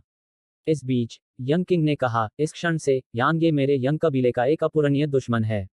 अगर वह जीवित है तो मेरा यंग कबीला नष्ट हो जाएगा, अगर मेरा यंग कबीला जीवित है तो वह नष्ट हो जाएगा। अगर हमारे कबीले की यह पीढ़ी उसे नहीं मार सकती, तो अगली पीढ़ी उसे मार देगी, अगर अगली पीढ़ी उसे नहीं मार सकती, तो उसके बाद की पीढ़ी उसे मार देगी। हम तब तक नहीं रुकेंगे जब तक वह मर नहीं जाता। उसकी आवाज में गहरी ऊर्जा थी, इसलिए वह पूरे शहर में बिजली की तरह गूंज उठी। इस समय शहर में हर किसी ने उसे सुना। एक अपूरणीय शत्रु। पिछले सैकड़ों वर्षों में यह पहली बार था जब यंग कबीले ने किसी व्यक्ति पर युद्ध की घोषणा की थी। एक बार यंग क्विंग ने ये शब्द कहे, तो यह कहा जा सकता था कि यांग यी और यंग कबीले के बीच दुश्मनी तब तक खत्म नहीं होगी जब तक कि उनमें से एक की मौत न हो जाए। हालांकि यांग ये को इसकी परवाह नहीं थी, क्योंकि यंग कबीले का उसे छोड़ने का कभी कोई इरादा नहीं था, और उन्होंने अब केवल यह स्पष्ट कर दिया था। अंत में स्वर्ग के उजाड़ शहर में हुई घटना को चुप नहीं रखा जा सका, और यह फैल गई। आखिरकार हंगामा इतना बड़ा था कि इसे छिपाना असंभव था। इस तथ्य के साथ कि यांग कबीले इसके बारे में खबर फैला रहे थे, पूरे मध्यम ब्रह्मांड को यह पता लगाने में बस कुछ ही समय लगा कि यांग ये फिर से स्वर्ग के उजाड़ शहर में चला गया था। इसके अलावा उसने वहां फिर से कहर बरपा दिया था। खास तौर पर वह जो दीवार पर छोड़ गया है, पुनर्निर्माण जारी रखो, मैं फिर आऊंगा। ऐसा कहा जा सकता है कि उन शब्दों ने यंग कबीले को पूरी तरह से अपमानित किया, और इसने यांग यी का नाम फिर से मध्यम ब्रह्मांड में गूंजने दिया। इसके अलावा इसने उन लोगों को भी अपना मन बदलने पर मजबूर कर दिया, जो यांग ये के प्रियजनों को मारना चाहते थे। क्या मजाक है। यहाँ तक कि यंग कबीले के लोग भी यांग ये का कुछ नहीं कर सकते थे। अगर वे यांग ये को नाराज करते तो वे मौत को दावत देते। हालांकि कुछ लोग अभी भी उम्मीद लगाए हुए थे, क्योंकि उन्हें लगा कि एक बार जब वे हत्या कर देंगे तो वे छिपने से पहले उन सिरों को खजाने के बदले में बदल सकते हैं। एक बार जब वे छिप गए और फिर से खुद को नहीं दिखाया, तो यांग ये उनके साथ क्या कर सकता था। बेशक ऐसे बहुत कम लोग थे। आखिरकार हर किसी के पास दिमाग नहीं होता। स्वर्ग विनाश शहर को नष्ट करने के बाद यांग ये स्वर्ग विनाश महाद्वीप पर नहीं रुका, और वह वहां से चला गया। वह नहीं चाहता था कि उसे घेर लिया जाए और उस पर हमला किया जाए। वह अभी उनसे सीधे तौर पर नहीं लड़ सकता था। उसे बेशर्मी से काम करना था। वह अपने आप को इस हद तक बह जाने नहीं दे सकता था, अन्यथा उसकी मृत्यु हो सकती थी। यांग ये ने अंतरिक्ष में यात्रा करते समय एक काला लबादा पहना था, और उसकी तलवार छिपी हुई थी। इस तथ्य के साथ कि उसने अपनी आभा छिपाई थी, यहाँ तक कि यांग लियांशुंग भी शायद उसे पहचान नहीं पाएगा। वर्तमान में वह बहुत प्रसिद्ध हो चुका था, इसलिए उसे कम ही लोगों से मिलना पड़ता था। अगर कोई उसे देख लेता तो अनगिनत लोगों को यह पता लगाने में देर नहीं लगती कि वह कहाँ है। ठीक उसी समय जब यांग ये स्वर्ग शून्य महाद्वीप में प्रवेश करने वाला था, उसने अंतरिक्ष में एक युवक को देखा। युवक ने भी उसे देखा था, क्योंकि उसने खुद को नहीं छिपाया था और उसने केवल अपनी आभा को छिपाया था। यांग ये ने युवक की ओर देखा और जाने ही वाला था, लेकिन वह आदमी उसके सामने आ गया। युवक ने पूछा, भाई, क्या आप स्वर्ग शून्य महाद्वीप की ओर जा रहे हैं? यांग ये ने सिर हिलाया, क्यों? युवक के मुंह के कोनों पर एक मुस्कुराहट उभर आई। आपके पहनावे को देखकर मुझे लगता है कि आप यांग ये के लिए यहाँ आए हैं। यांग ये अचंभित रह गया। यांग ये के लिए यहाँ? युवक ने उत्तर दिया, क्या आप नहीं हैं? यांग ये ने उसकी ओर देखा और कहा, हाँ। ठीक है, तुम भी उसके लिए यहाँ हो। युवक मुस्कुराया, कुछ हद तक। आखिरकार यंग कबीले और अन्य कबीलों द्वारा दिए गए इनाम वाकई आकर्षक हैं। यांग ये की आंखें तुरंत उसके लबादे के नीचे सिकुड़ गईं। आप यांग ये के परिवार के लिए यहाँ हैं? बेशक, युवक ने हंसते हुए कहा, यांग ये की ताकत बिल्कुल स्वर्ग को चुनौती देने वाली है, और मैं उसका मुकाबला नहीं कर सकता। हालांकि अगर यह उसकी पत्नियां और बेटी हैं। हे, मैंने सुना है कि उसकी ज्यादातर पत्नियां जीनत दायरे में हैं, और कुछ तो जीनत दायरे से भी नीचे हैं। जीनत दायरे में रहने वाले साधक मेरे लिए आसान शिकार हैं। वह एक पल के लिए रुका और बोला, चूंकि तुम भी इसी काम के लिए यहाँ आए हो, तो क्यों न हम साथ मिलकर काम करें। जितने ज्यादा लोग हमारे साथ होंगे उतना ही सुरक्षित रहेगा, है न? यांग ये ने एक पल सोचा और सिर हिलाया, ठीक है। युवक मुस्कुराया, ठीक है, चलो। यांग ये ने पूछा, फैक्डा शहर बहुत बड़ा है। क्या आप जानते हैं कि उनकी पत्नियां और बेटी कहाँ हैं? बेशक। युवक मुस्कुराया, यांग कबीले में मेरा कोई है, और वह यांग कबीले का उच्च पदस्थ है। मैं उसके साथ मिलकर काम कर रहा हूँ, इसलिए कोई समस्या नहीं होगी। यांग कबीले में उसका कोई है। यांग ये ने धीरे से अपनी बाईं मुट्ठी बंद की। क्या तुम्हें डर नहीं है कि यांग ये वापस आ जाएगा? वह स्वर्ग शून्य महाद्वीप में नहीं है।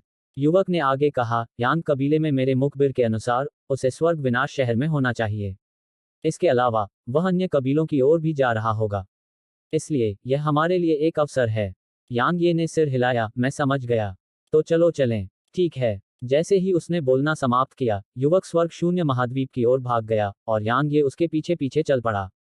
यांग ये ने यात्रा करते समय अचानक पूछा, क्या हम तुरंत हमला कर रहे हैं? नहीं, युवक ने आगे कहा, हमें थोड़ी देर इंतजार करना होगा। यांग ये ने पूछा, क्यों? क्योंकि यांग ये की बेटी हर दिन दोपहर के समय फैक्डा शहर के पीछे एक और छोटी लड़की के साथ खेलती है। यही हमारा मौका है। हम पहले उसकी बेटी को पकड़ेंगे। युवक ने समझाया। यांग ये ने कहा, वे संभवतः संरक्षित हैं। युवक ने जवाब दिया, कोई बात नहीं। मेरा मुखबिर उन्हें खींच कर ले जाएगा। यांग ये ने कहा, मैं समझ गया। युवक अचानक मुस्कुराया, हम एक पल में वहां पहुंच जाएंगे। हे भाई, अब हमारी किस्मत बदलने का समय आ गया है। सच्चे रैंक के खजाने और सच्चे आत्माफल टीएस्क। उन्हें फैक्डा शहर में घुसने में ज्यादा समय नहीं लगा। अध्याय 1768 यांग कबीले में अप्रत्याशित घटना। फैक्डा शहर में एक पहाड़ी थी और इसे मेडिटेशन हिल कहा जाता था। यह बहुत बड़ी नहीं थी और इसमें कोई खतरनाक प्राणी नहीं थे। यह वह जगह थी जहां यांग कबीले के शिष्यों को दीवारों की ओर मुंह करके अपनी गलतियों पर विचार करने की सजा दी जाती थी। वहां बहुत शांति थी। इस समय 2 युवा लड़कियां पहाड़ी की चोटी पर खुशी से खेल रही थीं। वे लेई लिन और यांग न्यानिक्सु थे। भले ही यांग कबीले की स्थिति बहुत खराब थी, लेकिन इसका छोटी लड़कियों पर कोई असर नहीं पड़ा। यह कहा जा सकता है कि वे फैक्डा शहर के सबसे लापरवाह लोग थे। साय में युवक ने छोटी लड़की की ओर इशारा करते हुए कहा, भाई, यह देखा। यह यांग ये की बेटी है। यांग ये ने छोटी लड़की को देखा और सिर हिलाया, मैं समझ गया। युवक ने सिर हिलाया, यांग कबीले के विशेषज्ञ उनकी सुरक्षा कर रहे हैं। इसलिए हम अभी कुछ नहीं कर सकते। यांग ये ने पूछा, आप मुझसे क्या करवाना चाहते हैं? आदमी के मुंह के कोनों पर एक मुस्कान उभर आई, दरअसल तुम्हारा काम बहुत आसान है। बस मेरे साथ दौड़ो। यांग ये हैरान था, तुम्हारे साथ भागूं? ज्यादा सटीक होने के लिए किसी दूसरी दिशा में भागो। युवक मुस्कुराया, मैं स्पष्ट कहूंगा। उसे पकड़ने के बाद हम अलग हो जाएंगे। इसलिए अगर यांग कबीले के विशेषज्ञ हमें खोज लेते हैं, तो उन्हें हमारा पीछा करने के लिए अलग होना पड़ेगा। इस तरह हम तुलनात्मक रूप से कम दबाव का सामना करेंगे। वह एक पल के लिए रुका और बोला, बेशक यह सबसे खराब स्थिति है, क्योंकि हो सकता है कि हमें खोजा न जा सके। या शायद मुझे यह कहना चाहिए कि जब उन्हें पता चलेगा कि हमने क्या किया है, तो हम स्वर्ग शून्य महाद्वीप छोड़ देंगे। इस समय यांग ये को आखिरकार युवक की योजना समझ में आ गई। दरअसल युवक किसी ऐसे व्यक्ति की तलाश में था जो उसके लिए मर सके। क्योंकि यांग कबीले में उसका कोई था, इसलिए यांग कबीले में उसका मुखबिर निश्चित रूप से यांग ये का पीछा करेगा।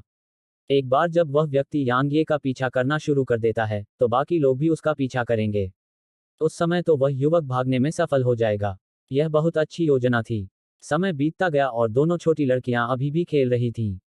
लगभग 15 मिनट बाद यांग ये अचानक भौचक्की रह गई, क्योंकि यांग कबीले के 2 विशेषज्ञ जो छोटी लड़कियों की रक्षा कर रहे थे, गायब हो गए थे।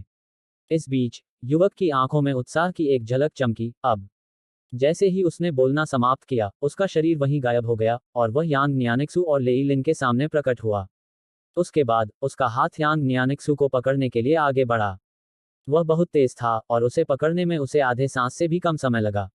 लेई लिन और यांग न्यानिक्सु दंग रह गए जब उन्होंने देखा कि वह हाथ अचानक उनके सामने प्रकट हुआ। इस समय उनका दिमाग पूरी तरह से खाली था।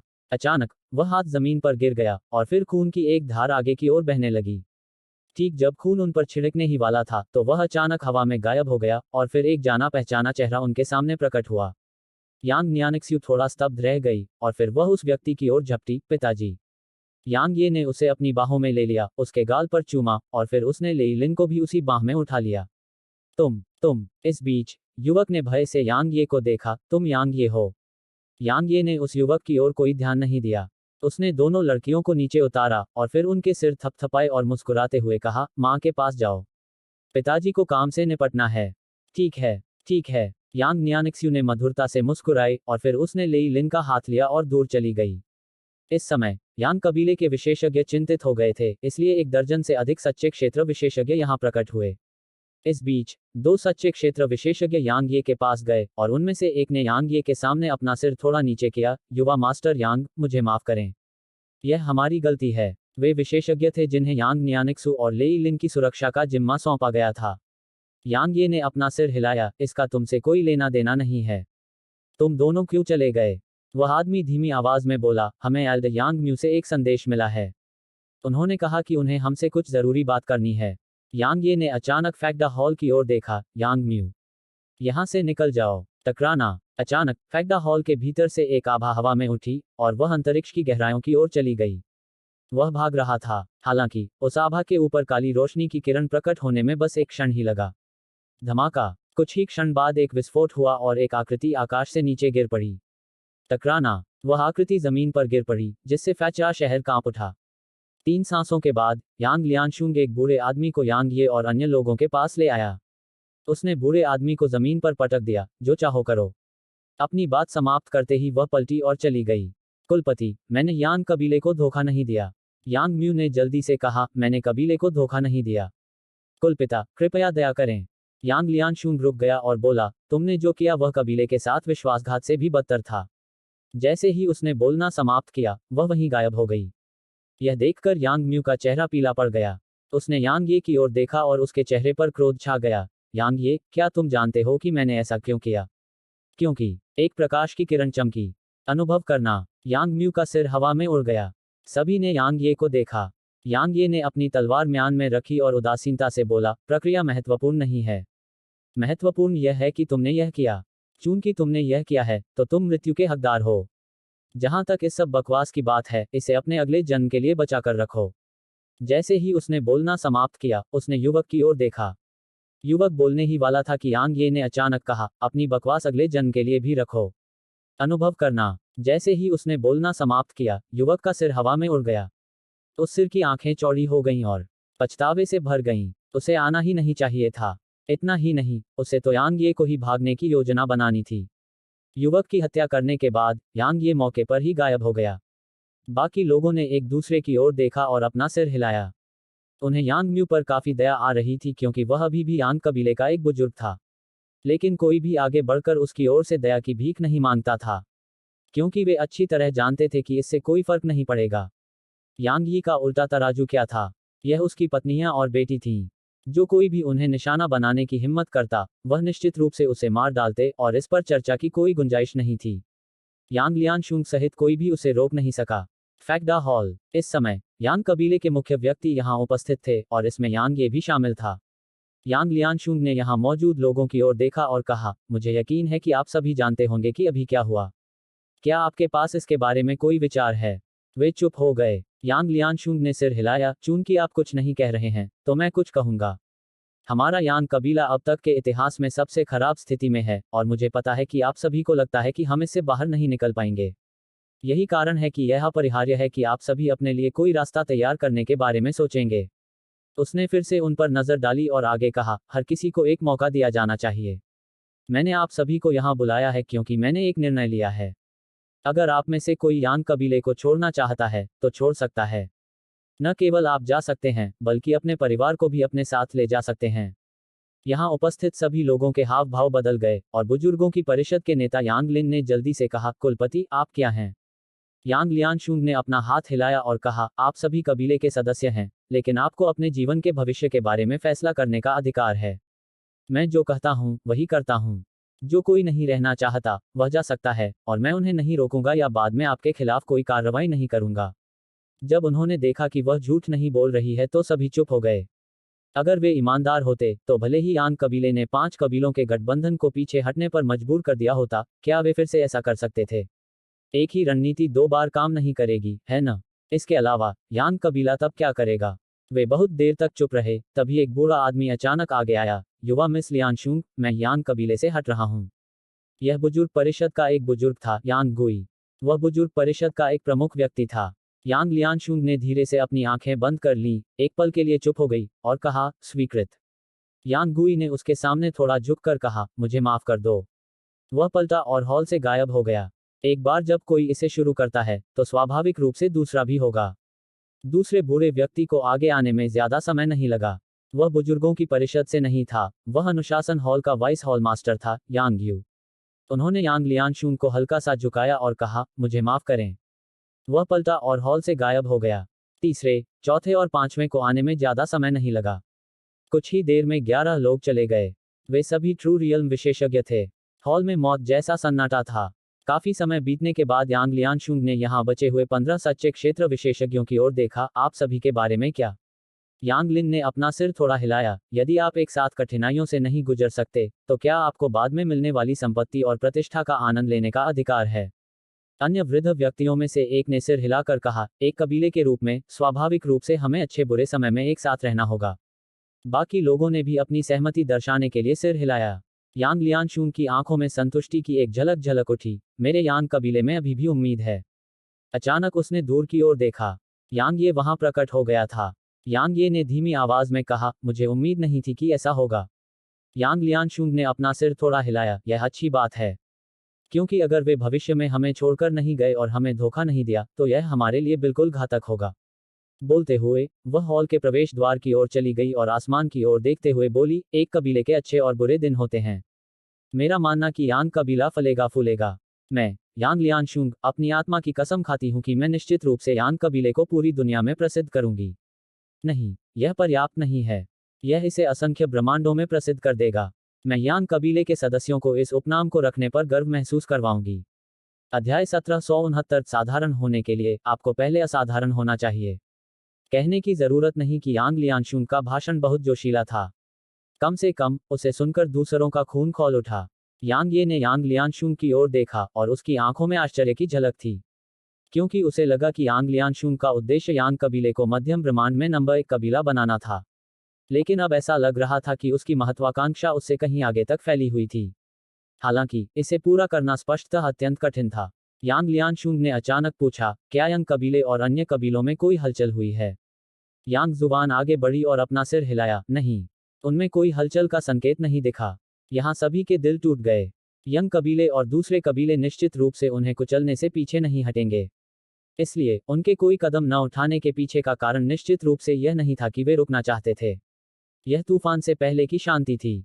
अगर वे फिर से हमला करते, तो वे निश्चित रूप से यांग कबीले को बचने का कोई मौका नहीं देते। लेकिन अब यांग कबीले के कई विशेषज्ञ चले गए थे, इसलिए यह यांग कबीले के लिए आग में घी डालने जैसा था। इस बीच यांग लियांशुंग ने अपना हाथ हिलाया और कहा, आप सभी जा सकते हैं। बस वही करें जो आपको करना चाहिए। उन्होंने उसकी ओर देखा और चले गए। हॉल में केवल यांग ये और यांग लियांशुंग ही बचे थे। यांग लियांशुंग ने कहा, मैंने किंगशी से बात की है। उसने कहा कि आपकी इच्छा एक साधारण जीवन जीने की है ना? यांग ये ने सिर हिलाया। वास्तव में उसने उसे देखा। बहुत से लोग सोचते हैं कि साधारण जीवन ही सुखी जीवन है। वास्तव में क्या यह वास्तव में ऐसा है? नहीं, यह सिर्फ एक बहाना है जो उन्होंने खुद को दिया है। यह उनके लिए सुस्ती का बहाना है। मेरे पुराने घर में ऐसे बहुत से लोग हैं जो दिन प्रतिदिन जीते हैं। वे कभी सुधार की कोशिश नहीं करते, बल्कि अपने लिए बहाने बनाते हैं। वे कहते हैं कि साधारण जीवन ही सुखी जीवन है। उसने अपना सिर हिलाया और हंसी, लेकिन वे यह नहीं समझते कि सरल और साधारण जीवन कभी भी अपनी पसंद से नहीं जिया जाता।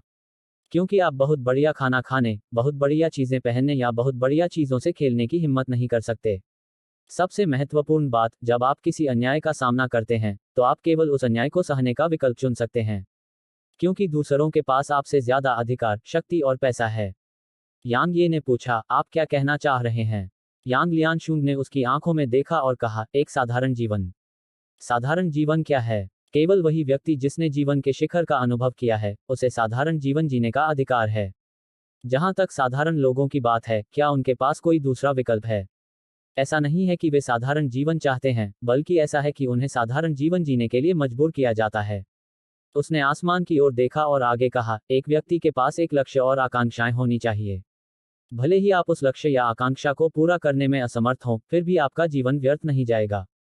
खासकर पुरुष, अगर वे किसी चीज के लिए संघर्ष नहीं करते हैं, तो हो सकता है कि वे किसी से शादी भी न कर पाएं। यांग यी दंग रह गई। क्या कोई उनसे शादी करवाएगा? इस बीच यांग लियांशुंग ने कहा, जहां मैं रहता था वहां पत्नी पाना आसान नहीं था। यांग ये हैरान था, क्यों? वह उसकी ओर देखने लगी और बोली, क्योंकि वे इसे खरीदने में सक्षम नहीं हैं। वह पलटी और हॉल से गायब हो गई। यहाँ केवल यांग ये ही बचा था। हॉल में बहुत शांति थी और किसी ने यांग ये को परेशान नहीं किया।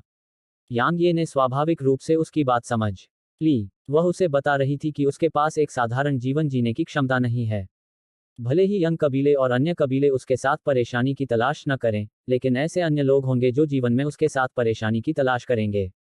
भले ही किसी ने उसे परेशानी न दी हो, लेकिन क्या होगा यदि आसमान टूट पड़े?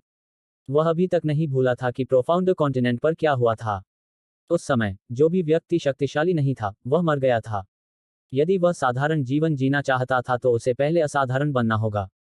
लगभग 15 मिनट बाद यांग ये हॉल से बाहर चले गए। ये एस्टेट, खेती, यांग ये ने हर दिन साधना के लिए समय आवंटित किया। भले ही वह सच्चे क्षेत्र में था, लेकिन उसकी ताकत इस दुनिया के लिए पर्याप्त नहीं थी। इस दुनिया में बहुत सारे विशेषज्ञ थे।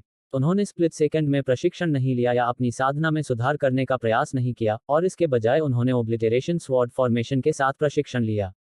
इसे उसका तुरुप का पत्ता माना जा सकता है, और यह 4th स्टेज ट्रू रियल्म विशेषज्ञों को भी एक पल में मार सकता है। बेशक यह उसकी वर्तमान ताकत पर आधारित था और उसकी पिछली ताकत ऐसा करने में बिल्कुल भी सक्षम नहीं थी।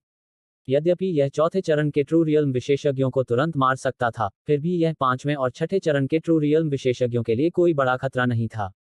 विनाशक तलवार संरचना में अभी भी सुधार की गुंजाइश थी, इसलिए वह इसकी ताकत को इसकी पूर्ण सीमा तक बढ़ाने का इरादा रखता था।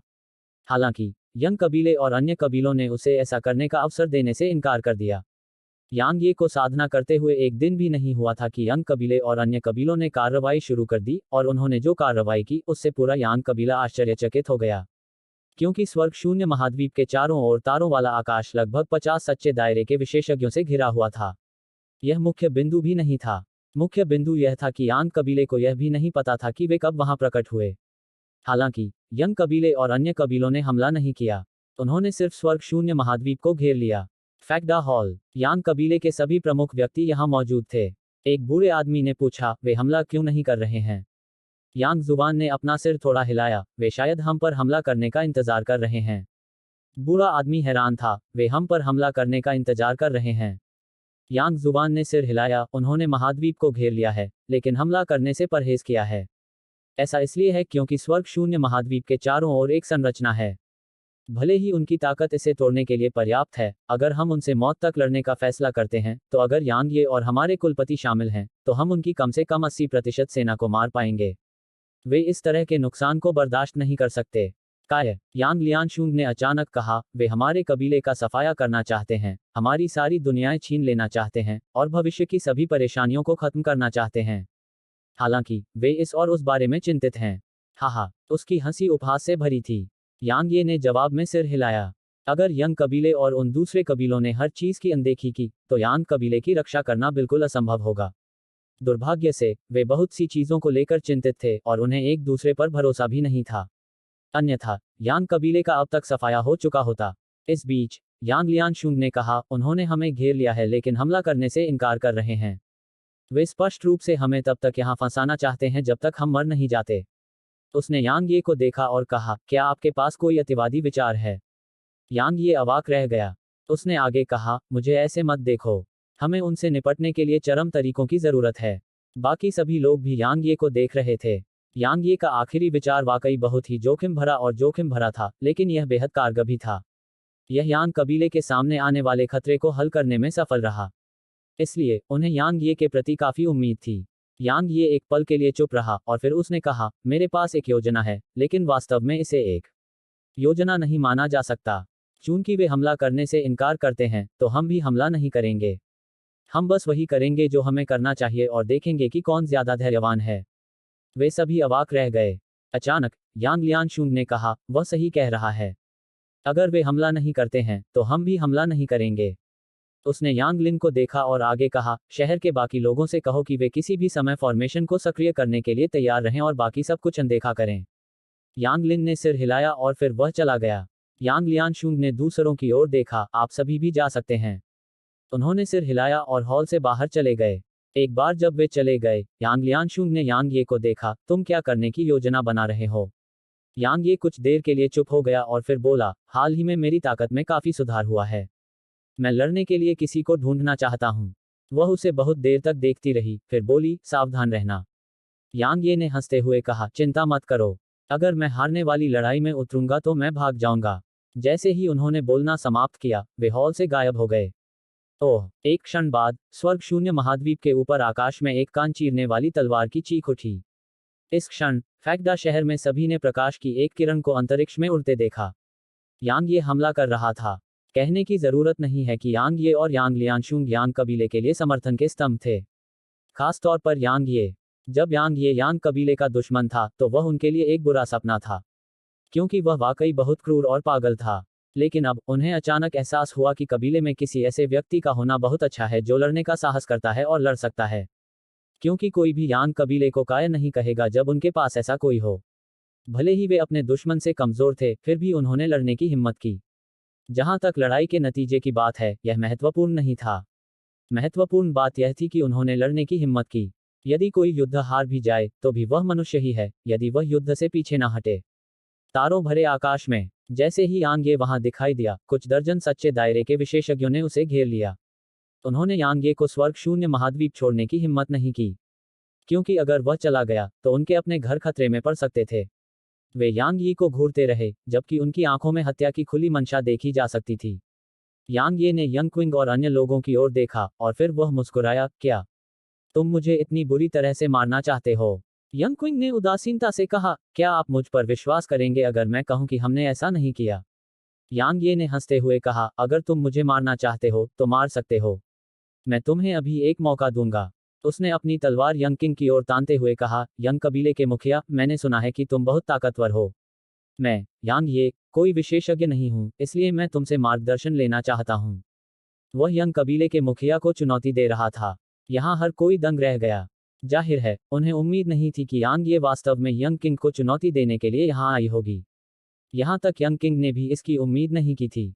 सभी ने एक दूसरे को देखा। क्या यंग किंग चुनौती स्वीकार करेगी?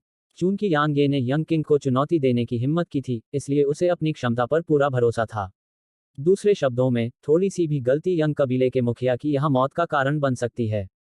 लेकिन अगर उसने इनकार कर दिया और यह बात फैल गई, तो यंग किंग सार्वजनिक रूप से अपना सिर ऊंचा नहीं रख पाएगा। आखिरकार, यंग कबीले के प्रतिष्ठित कुलपति ने वास्तव में एक जेनित दायरे के साधक से चुनौती स्वीकार करने की हिम्मत नहीं की। बेशक, वे नहीं जानते थे कि यांग ये पहले से ही सच्चे क्षेत्र में था। काफी देर तक सन्नाटा रहा और फिर यंग क्विंग ने अचानक यांग यी की ओर देखा और कहा, एक साथ हमला करो और उसे खत्म कर दो। जैसे ही उन्होंने बोलना समाप्त किया, वे वहीं गायब हो गए। बाकी लोग एक क्षण के लिए अचंभित रह गए और फिर उन्होंने तुरंत हमला कर दिया। यांग ये भी दंग रह गया। मैंने कभी नहीं सोचा था कि ऐसा होगा। अध्याय 1770 अंतिम युद्ध। यह वास्तव में वैसा नहीं था जैसा उसने कल्पना की थी, क्योंकि जहां तक उसका सवाल है, यंग कबीले के मुखिया को उसकी चुनौती स्वीकार करनी चाहिए। आखिरकार, यंग किंग एक असाधारण कबीले का मुखिया था।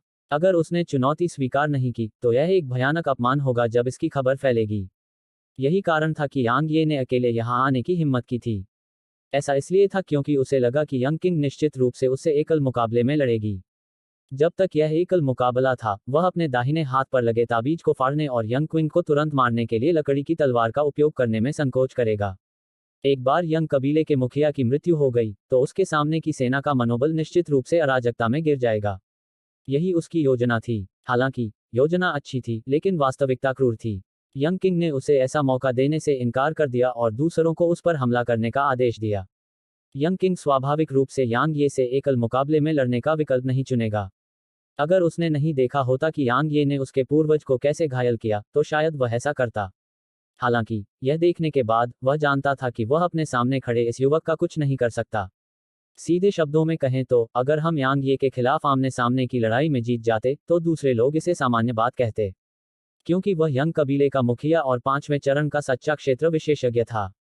तो, क्या जेनिथ क्षेत्र विशेषज्ञ को हराना सामान्य बात नहीं थी? लेकिन अगर वह हार गया तो क्या होगा? हारने की तो बात ही छोड़िए, युद्ध में बराबरी पर होना भी उसके लिए शर्म की बात होगी। तो फिर वह यांग यी से एकल मुकाबले में क्यों लड़ेगा? जहां तक होने की बात है, जब तक यांग यी मर चुकी है, तब तक इस तरह का मुद्दा खत्म हो जाएगा। यांग यी ने स्वाभाविक रूप से हमला नहीं किया। वह पलटा और वहीं गायब हो गया। यह बहुत तेज था, बहुत तेज, इतना तेज कि दूसरे लोग प्रतिक्रिया भी नहीं कर सके, क्योंकि यांग यी ने भागने के लिए स्प्लिट सेकंड का इस्तेमाल किया था। उसे पड़ा, चाहे वह कितना भी शक्तिशाली क्यों न हो, उसके लिए इतने सारे सच्चे दायरे के विशेषज्ञों से लड़ना असंभव था। यह असंभव था, भले ही उसने अपने सभी तुरुप के पत्ते इस्तेमाल कर लिए हों। इसलिए, उसने निर्णायक रूप से भागने का निर्णय लिया। सबने एक दूसरे को देखा और एक बूढ़ा व्यक्ति धीमी आवाज में बोला, वह इतनी जल्दी भाग गया। अचानक यंग क्विंग ने एक गहरी सांस ली और कहा, सब लोग वह देख रहे हो। सब लोग यंग किंग को देखने लगे। यंग किंग ने कहा, यांग ये एक तलवार साधक है, लेकिन उसमें कुछ भयानक बात है। वह यह है कि वह अन्य साधारण तलवार साधकों की तरह पांडित्यपूर्ण नहीं है। हमने सोचा कि वह एक मूर्ख, एक पागल आदमी है जो अपने दिमाग का इस्तेमाल नहीं करता और बस साहसी है। हालांकि क्या यह वास्तव में सच है? वे सभी चुप हो गए।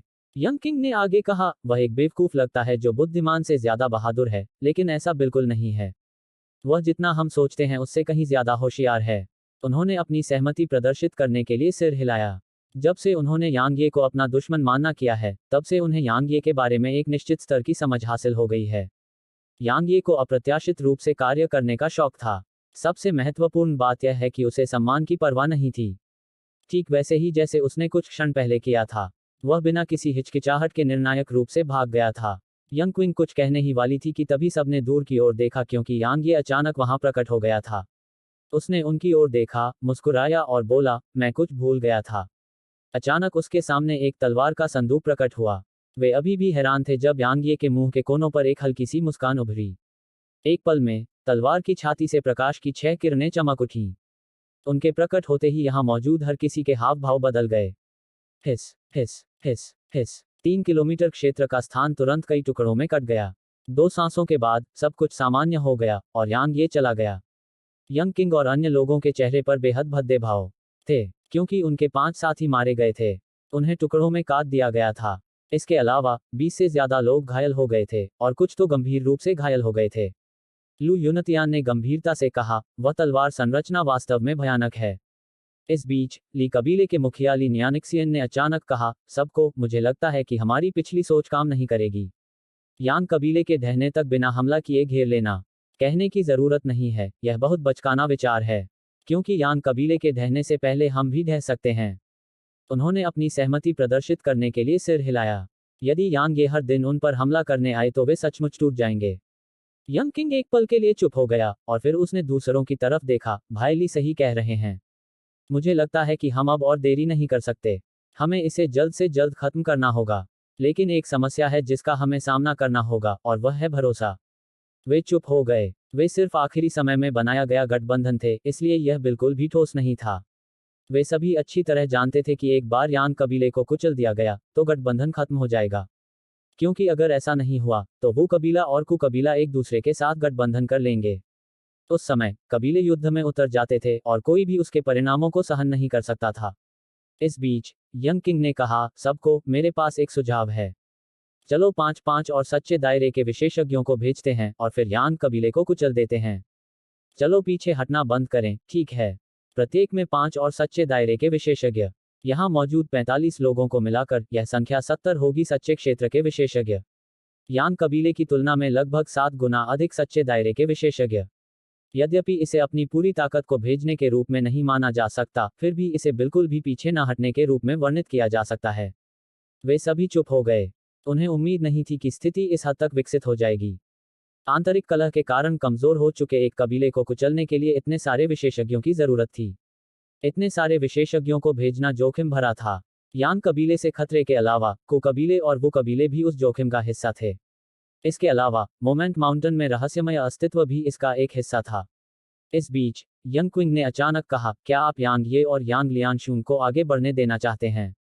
जब उन्होंने यंग क्विंग सुना तो उनके भाव बदल गए।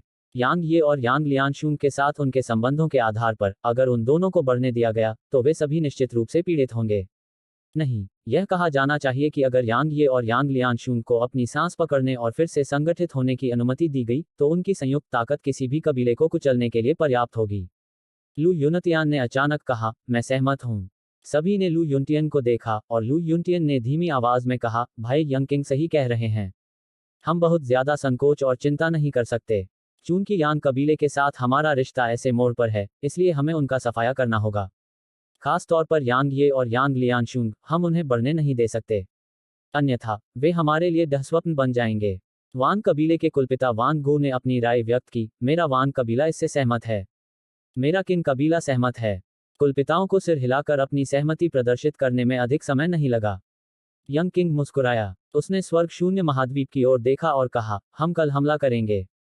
इस बीच लू युनटियन ने अचानक कहा, ठीक है, मुझे खबर मिली है कि कई लोग यांग कबीले से हट गए हैं। हमें उनके बारे में क्या करना चाहिए? बेशक, उन्हें मार डालो। यंग किंग ने उदासीनता से कहा, खरपतवार को जड़ से उखाड़ दिया जाना चाहिए। इसलिए यांग कबीले के सदस्यों को इस दुनिया से गायब हो जाना चाहिए। उसके मुंह के कोनों पर एक भयंकर मुस्कान उभर आई, क्या यांग ये वास्तव में निर्दयी नहीं है? उनके सभी सिर काट दो और उन्हें स्वर्ग शून्य महाद्वीप में भेज दो। वह स्वाभाविक रूप से यांग ये से बहुत नफरत करता था, क्योंकि यांग ये ने स्वर्ग विनाश महाद्वीप पर जो कुछ किया था, वह यंग कबीले के लिए एक पूर्ण अपमान था, और इसे केवल अनगिनत लोगों के सिर और यांग ये के अपने सिर से ही धोया जा सकता था। अन्य लोगों को यंग किंग के सुझाव पर कोई आपत्ति नहीं थी। मात्र 6 घंटों में फैक्डा शहर पर 200 से अधिक सिर गिर पड़े। वे सभी यांग कबीले से वापस आए विशेषज्ञों के थे। हालांकि उस दिन यांग कबीले से सिर्फ एक दर्जन ट्रू रियल्म विशेषज्ञ ही वापस आए थे, लेकिन वे अकेले नहीं गए थे। वे अपने प्रियजनों को अपने साथ ले गए थे। फिर भी अब उन सभी के सिर फैक्डा हॉल के सामने बरस रहे थे। इन सिरों ने पूरे शहर को चौंका दिया। इस समय यांग कबीले के अनगिनत सदस्य फैक्डा हॉल के बाहर थे। वे सभी सिरों को देख रहे थे। उनमें से कुछ सिरों की आंखें अभी भी खुली थीं और उनकी आंखें भय से भरी हुई थीं। जाहिर है, मरने से पहले उन्होंने कुछ भयानक अनुभव किया था। यांग लियांशुंग हॉल के प्रवेश द्वार पर अपने हाथों को पीछे करके खड़ी थी। उसकी आंखें बंद थीं और वह चुप थी। यांग ये, जो उसके पास खड़ा था, भी चुप रहा। यहाँ सभी लोग चुप थे। उनके दुर्भाग्य पर आनंद लें। यहाँ किसी ने ऐसा नहीं किया। भले ही वे सभी यांग कबीले को तब छोड़कर चले गए थे जब कबीले को उनकी जरूरत थी और यहाँ के सभी लोग उनसे नफरत करते थे, अब यहाँ के सभी लोगों को सिर्फ दया, दुख और निराशा महसूस होती है। उनके सामने खड़े प्रमुखों ने कहा कि पांचों कुल उन्हें कभी नहीं छोड़ेंगे।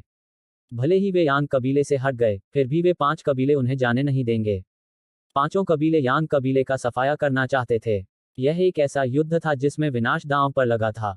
यांग ये ने थोड़ा नीचे देखा। उसे उनके प्रति कोई नफरत नहीं थी, लेकिन उसके मन में उनके प्रति अच्छी छवि भी नहीं थी। वह उन लोगों को नीची दृष्टि से देखता था जो किसी कबीले या समूह के केवल सुख दुख में भागीदार हो सकते थे, दुख दर्द में नहीं। लेकिन इस समय इन प्रमुखों ने उसे यह समझने दिया कि एक बार वे हार गए, तो यह स्पष्ट था कि यांग कबीले का क्या होगा। यह स्पष्ट था कि सुकिंगशी, जुएर और अन्य लोगों का क्या होगा। यंग कबीले और अन्य 5 कबीले किसी भी व्यक्ति को जीवित नहीं रहने देंगे। वह हार नहीं सकता था और वह हारना बर्दाश्त भी नहीं कर सकता था। अचानक यांग लियांशुंग ने आसमान की ओर देखा। खून का कर्ज खून से चुकाया जाना चाहिए। खून का कर्ज खून से चुकाना होगा। हेलो दोस्तों, आप सभी लोगों से एक रिक्वेस्ट है कि कृपया एमपी स्टोरी बॉय चैनल को सब्सक्राइब करें और वीडियो को लाइक करें। कमेंट करना मत भूलिए। धन्यवाद।